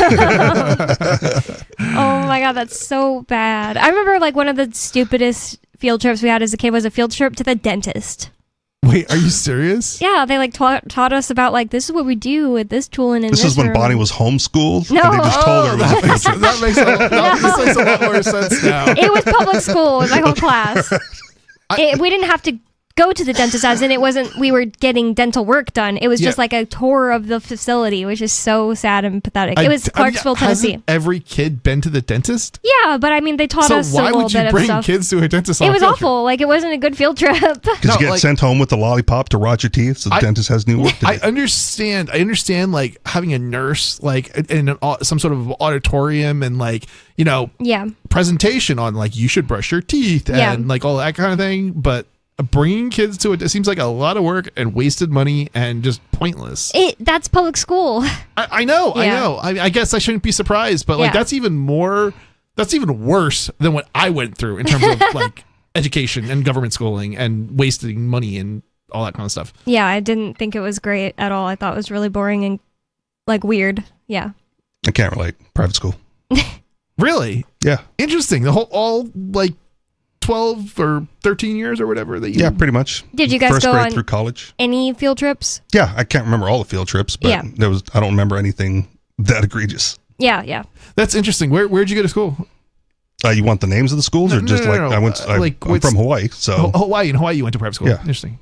I don't know too many people who went to private school as an adult, like libertarians anyway. A lot of stuff is just like I broke the mold at college. Or except after college. For libertarians today having kids, their kids aren't going to public schools, or government schools. But yeah.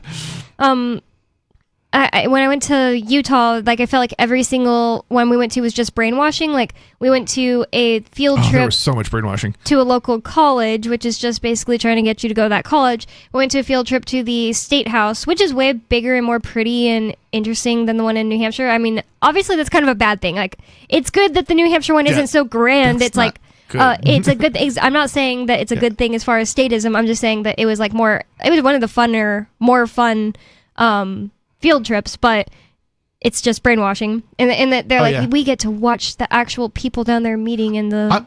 I'm always amazed. I was always amazed going through school at like how nobody else, even while like they would teach brainwashing kind of stuff a little bit in like some of the subjects and like I don't know, like some sort of social studies class maybe. Nobody saw the brainwashing going on like as it was happening in the you're schools. a kid. Yeah. I'm sorry, but I had no problem seeing right through DARE, and like I refused to go to my DARE graduation because of No, but I'm like Penguin. Nobody. I'm else. like the last standing DARE graduate then, because for the most part, never touched that stuff. Our classes never had like a graduation or anything like that. They just had a cop come in our classes in elementary and middle school and talk to us and tell us like stuff and even make us take tests on it, but not graduation. Do you guys know what the purpose of DARE was? It was actually to get kids to take drugs. That's not the right way to say that. The purpose was to make them stop, but they already knew, but they had proof that it did the opposite, and they allowed it anyway. So it wasn't the purpose. Well, no, it was because if they had two different options in terms of tracks, and they in the very early days, and they went with the one that gave them more money. It wasn't because the purpose was to cause. I mean, like maybe you could say in a conspiracy kind of way. The purpose, no, not conspiracy. This is fact. You can go. You can do. There's even a documentary on it. I watched this whole documentary on it that showed how it just didn't work. One of the cops. No, the purpose of DARE was to basically get kids to rat on their parents. Is what it came down to. Oh, so that's different than making the kids do more drugs. Okay, fair enough. But the effect, you're right. What I was saying was that was a different aspect of it. But it did end up having kids do more drugs, actually. Early on, when they were doing the research, the original like group of people that were doing it had an effective program. But what they decided to do, because of one guy, I think in California, some cop or whatever, basically because of him, they ended up steering it in a different direction where cops would go into schools, and they already knew that program was ineffective, and yet that's still the program that ended up becoming DARE. They had like small runs of DARE, and they were able to look at the data, and it showed that the outcomes, whether or not their intention was to do one thing or the other, the outcome was like very clearly, and it wasn't like a question mark or anything. It made kids end up doing more drugs. And it makes sense because it introduces you drugs. It also tells you, like, these are the really bad ones, and, like weed is just as bad. So some kids, like Ian, when they find out that weed's not just as bad, they're like, what else isn't even as bad as they said? Heroin's not as bad as they said. I mean, I went through DARE, and I did drugs all throughout high school. Not middle school. I started literally the summer in between middle and high school. Yeah, see, the funny thing is, I saw right through the brainwashing, and I still wasn't like hopped up on drugs and alcohol. And that's the funny thing. I was not hopped up on alcohol. I didn't care about alcohol in high school. I will come out and admit this now. I'm pretty sure we're beyond the statute of limitation. When I was 11, I did have a little bit of an alcohol problem. I had a couple beers once, and and everybody was looking at me like, "What are you doing? What are you doing?" Just having a couple beers, guys. This is no big deal. Was it? Who was looking at you like, "What are you doing?" Like your parents? How did you come across the beers? Was it like given to you? Like uncle. Okay. I stole my uncle's beer or something from the fridge. I mean, I put stole in quotes. I don't. Yeah, me and my friend stole in high school. We stole some beers from her dad. He instantly figured it out, and he just talked to her, and he. There was so much beer in this fridge, nobody would have noticed. I'll tell you what probably worked for me in not doing that is my grandpa being lazy. Right, my grandpa. We're playing outside. My grandpa, I'm thirsty. And he did not want to go up the stairs to grab me a juice. So he gave me a sip of his beer, and it was nasty. And I don't like the taste of beer or alcohol, and that's probably what did it. Yeah. I don't know if that was like surreptitious on his part or just pure laziness because he didn't want to go upstairs to grab me a juice. The funny thing is, I think all you gotta do is give kids a little bit of alcohol, and like they're gonna, especially at a young age, and they're not gonna want to be drinking alcohol. That's like proven because that happens in Europe. But I didn't ask for it. Right? He's like, dip my beer. Like this is if not. You're thirsty. That's so awful. You don't need to have. It absolutely was alcohol programs. You just need to stop trying to brainwash kids. They probably ended up being like, hey, this actually makes kids do more drugs. But if kids do more drugs, then we have more purpose for our cop jobs. Yeah, we can excuse the increase in the police budget and, fearmonger and and if you don't believe that, if you think that's just a conspiracy theory, I have went to committee and state house hearings where cops go and testify that if the state house legalizes this drug or all drugs in another case, then they will have less reason for their jobs to exist and they will not be able to get budget increases. They say cops that and drug outright. dealers will always argue against legalizing drugs. You want to know what else is messed up? Is those people are often paid to be there. Yes, That's they are. The crazy they're thing. They're in uniform. They're literally Southern paid Poverty Law Center to go and advocate on behalf of their own benefit, basically, which is crazy. Like financial benefit, and they outright say it. How is that not I guess bribery, it would be like an equivalent of bribery or some sort of what would be akin to bribery? No, there's another thing I'm thinking of. You're right. It's it's just not coming to me right now. Yeah, I can't think of quite the right word, but yeah, it's like, you're literally committing some sort of crime. Like you would think it would be some sort of crime, at least. Yeah, it's like something that unfairly advantages you. Yeah, conversion. I don't know. It might be conversion. It's like conversion's like theft, kind of, but like it's taking thing. It's not actually theft. Like you're stealing something. Like you're taking maybe your something that you have permission to use, but then you use it for some other purpose. For example, like maybe a work laptop, and then you use it for personal or something like that. If you know the answer, give us a call. Yeah, 603-283-6160. But we didn't actually talk about the racist school trip that we were going to talk about. Do you want me to get into it? Are we moving on? You didn't get into it? No, yeah, we didn't because I just started talking about field trips, sucking. Come on, go. No, he's got it. Oh, okay. Relax. Albany Unified School District organized the overnight trip to Virginia exclusively for young men and women of color from Albany High School. Albany, is this New York? It says California School District. So these Californian kids went to Virginia. That's crazy. Are they like flying them? Maybe. We'll see. That's crazy. It doesn't say in the first two sentences. Yeah, that school districts must have a ton of money. It's California. White kids stayed home while their non-white classmates toured historically black colleges and universities. So yeah, because those don't only exist in California. Visited civil rights sites and held discussions on social justice, leadership, and self-awareness. Oh, ironic. The trip was officially approved by the Board of Education and cost the district $42,845. Wow. Documents obtained by parental rights groups defending education and shared with the Dated Caller News Foundation lay bare the full scope of this race-based program. This unique mentoring program encourages Albany High School young men and women of color to develop social, personal, and academic success skills, the board document states. Continuing the quote, students gather in a safe, supportive, and empowering environment to voice their needs and challenges. The students engage in enriching discussions on social justice, education, leadership, mental well-being, and self-awareness. This mentoring program is transforming the lives of young men and women of color to make a significant global impact in society, end quote. So this is in any color other than white? Like it's not like just black kids? I don't know what colors there are at the school, but it so far only says it excluded white folks, white people. I understand like taking kids to tour black universities and things of that nature, but that's something that the student should be paying for, and it probably shouldn't. Yeah, did you say it was 80,000? Exclusive to black students. Yeah, so $45,000. $42,845. $42,080. That all the kids' parents paid into. Not just all the kids' parents. Anyone in that tax district. Yeah, the taxpayer paid into, not the no parents. matter what color you were, if you were paying property tax in that area, you were paying for that. Yeah, that's messed up. And if your kids went there, you were paying for something that wasn't benefiting your kids. It's just kind of crazy. Along with the HBCU tours, participants visited the Virginia Museum of History and Culture, the Virginia Civil Rights Memorial, and the Black Heritage Trail. This is not an isolated incident. AUSD maintains a host of other race-specific initiatives. In 2025-2026, local control and accountability plan includes Young Men of Color and Young Women of Color programs aimed at providing social, emotional support to most underserved students. as part of a $1.2 million budget line for mental health efforts.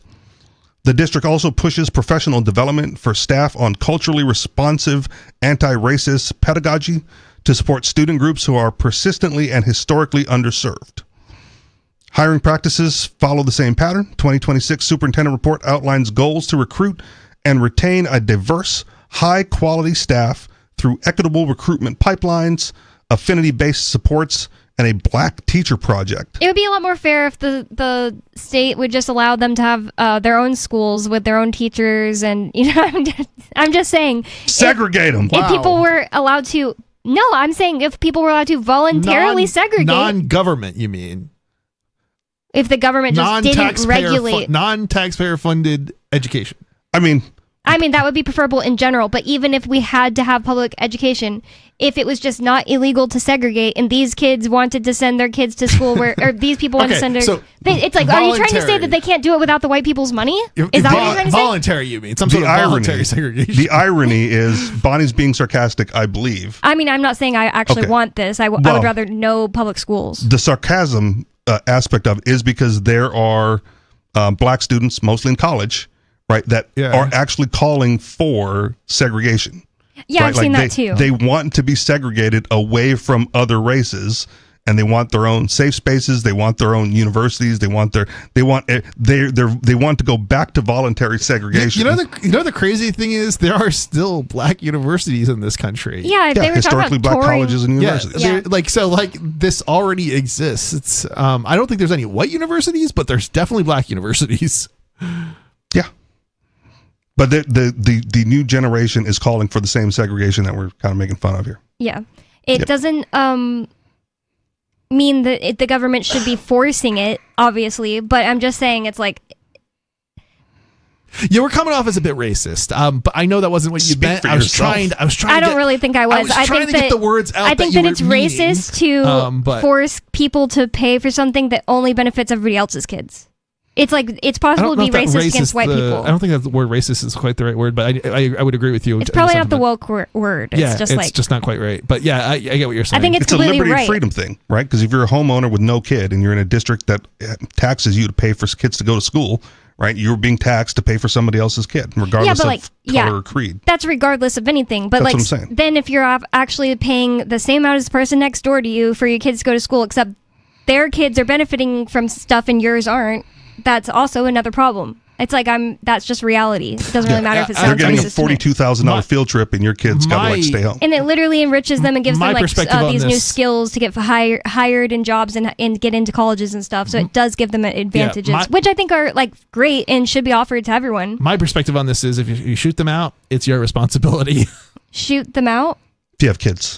Oh, yeah. It's like always when libertarians have a conversation, it's like, how could you say this about the system that exists? Underlying that is always that I think the system shouldn't exist. Right? Like, obviously. Yeah. But that's what we always have to be clear about when we're talking on the radio, because people don't understand it. They don't understand libertarian philosophy. They don't understand where you're coming from. And so sometimes if you fail to say certain things, it might be perceived wrong. And this is it's already a problem because, especially with the left not listening, they already think we're racist. And it's like, no, you're not understanding what is being said. So it's all the more important that we clearly describe what we're actually trying to communicate. It's more of a local issue, but the libertarian majority in New Hampshire, right, the LPNH and whoever's running the X account, right, says racist things. Yeah, they outright say racist things. Yes. It's not local anymore. It's not representative of libertarians. Sure, but those are the people representing the term libertarian. I get it. Right? I get it. And unfortunately, I've said this before, racism is compatible with libertarianism, which is unfortunate. So you got to get away from that. But those are the people representing the term here in New Hampshire, at least. So it's hard to say people here are perceiving libertarians as racist when the vocal libertarians are saying racist things. Libertarians aren't any more welcoming to racists than socialists and people on the right. I would agree with that. The thing about LPNH is I used to get really mad about the way they represent us. The problem is that libertarian has nothing to do with race. It has to. There's a fundamental. There's just a difference between it having to do with it, or is it absolutely inhospitable to the ideas, and it's not inhospitable, but the thing is most libertarians are not racist, and also you don't need to be racist to be a libertarian. The thing about it is, like, as far as like being represented, it's like Ian got me to get over that because people do that with him. It's like people will be like, well, no, he's representing us bad because of his like activism. And it's like, it is a good point, I guess. And eventually, like, he just convinced me, like, they have their voice and you have yours. And it's like, for a while I was like giving up on Twitter because it's like owned by pedophile elites and stuff like that. But ultimately I just have doubled down on like growing my Twitter, and it's growing like really, really fast. And it's like whenever they post something, really what they've been on one about recently that's been pissing me off is trying to say that you must be a Christian to be libertarian. I think everybody should be angry about that. Yes. And I've been fighting them and like, I think roasting them. The funny thing about that is I think actually I question whether or not the religious. See, I think when people are religious, like especially with mainstream religion, their priorities are such that they conflict with the fundamental libertarian principles. I would say sometimes they do. Some people are able to be like Zephin is a Jew and he is a great libertarian. Again, I'm saying mainstream religion. I'm not saying necessarily Zephin specifically. I know, but that's why I'm saying you should be careful with what you're saying because you're coming off as anti-Zephin and you need to be careful about that. No, I'm just kidding. I'm doing what you did to me. I get you. But I just am saying, like, I think you can be a Christian and be a good libertarian. It's the types like these, and there are specific people. It's like Jeremy Kauffman isn't this way because he's an atheist. In this one case, he's actually not responsible for this. Yeah, he's a racist atheist, but he's not a Christian Christian nationalist or whatever. Check that box. Yeah, I'm just saying, like, there are specific people. I know who they are, but I'm not gonna like blast them. Well, yeah. So I mean, backing up a second, I think the nudity topic is a perfect example of that similar people involved. Where mainstream religion conflicts with libertarian principles, and effectively libertarian philosophy is unless somebody's being harmed, it shouldn't be a crime. It's odd because it's also Christian philosophy and like in a way. Thou shalt wear clothes?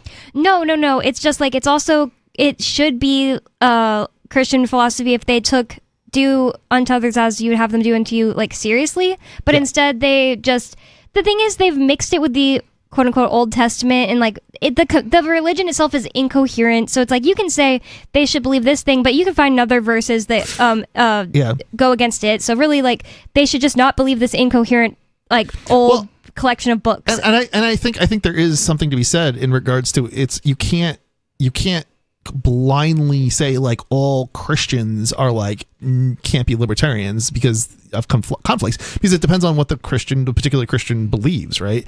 There are nudist Christians, Romans out 13, there, and so like and the whole nudity thing is really an American Christianity thing, I think, more so than anything else. Yeah, like Europeans are largely Christian, going down very quickly though. But of the religions that they're largely Christian, and they are very open to nudity. Like, there's nude beaches. It's much more normal. Oh, yeah. It's, I mean, have you looked at what the French wear? Like, French guys wear as far as bathing suits? It's not naked, but, like, very skimpy bathing suits. Have you looked at that? From their Bible, Romans 13, let every person be subject to the governing authorities. Oh, yeah. You know what else? I pointed that one out at someone at LPH the other day. You know what else is really funny? Is all you need. And it continues and said because God gave them their authority. So it's like, that is so Hitler's sickening. Not a problem. Yep, not a problem. God gave him his authority. Exactly. Yeah. Mussolini. It also eliminates all elections, right? Because elections are humans trying to override God's authority, because God's just going to give them the right granted them the right to rule, and you're trying to change that. You know what else is funny is historically men would bathe naked in like public. I mean, not around females, but guys would. I guess it depends where, because in Asia they get naked all together, like communally, and wash each other, and it's not. Yeah, it's not even gender separate, and it's not. The whole freak out with American Christianity is very specific to America. Yeah, I guess Protestantism has caused it. More Free Talk Live next weekend, and freetalklive.com for more, and check us out on X at Free Talk Live. Thanks for listening. Peace. So the protection of life, liberty, and property is what the Free State Project is all about. But it's an effort to move 20,000 people who understand. It's about demonstrating to the entire country that, yeah, we can have a free market, a truly free market. Making it just a freer, great place to live. It's the world's largest voluntarist libertarian community, and it's only getting bigger. That's amazing, to be able to move to a place where other people passionately believe in being free and independent. What the Free State Project is managing to do, though, is to put their money where their mouth is. It's physically getting up across the country and saying, let's go someplace and let's demonstrate the power of these ideas. There's a lot of kind of philosophy that surrounds liberty. There's a lot of thinking about it and talking about it. But here in New Hampshire, people are doing it. 101 Reasons Liberty Lives in New Hampshire, a documentary by Free State Project Early Movers. Watch it free at 101reasonsfilm.com. 101reasonsfilm.com. The new 4th edition of Healing Our World, The Compassion of Libertarianism will take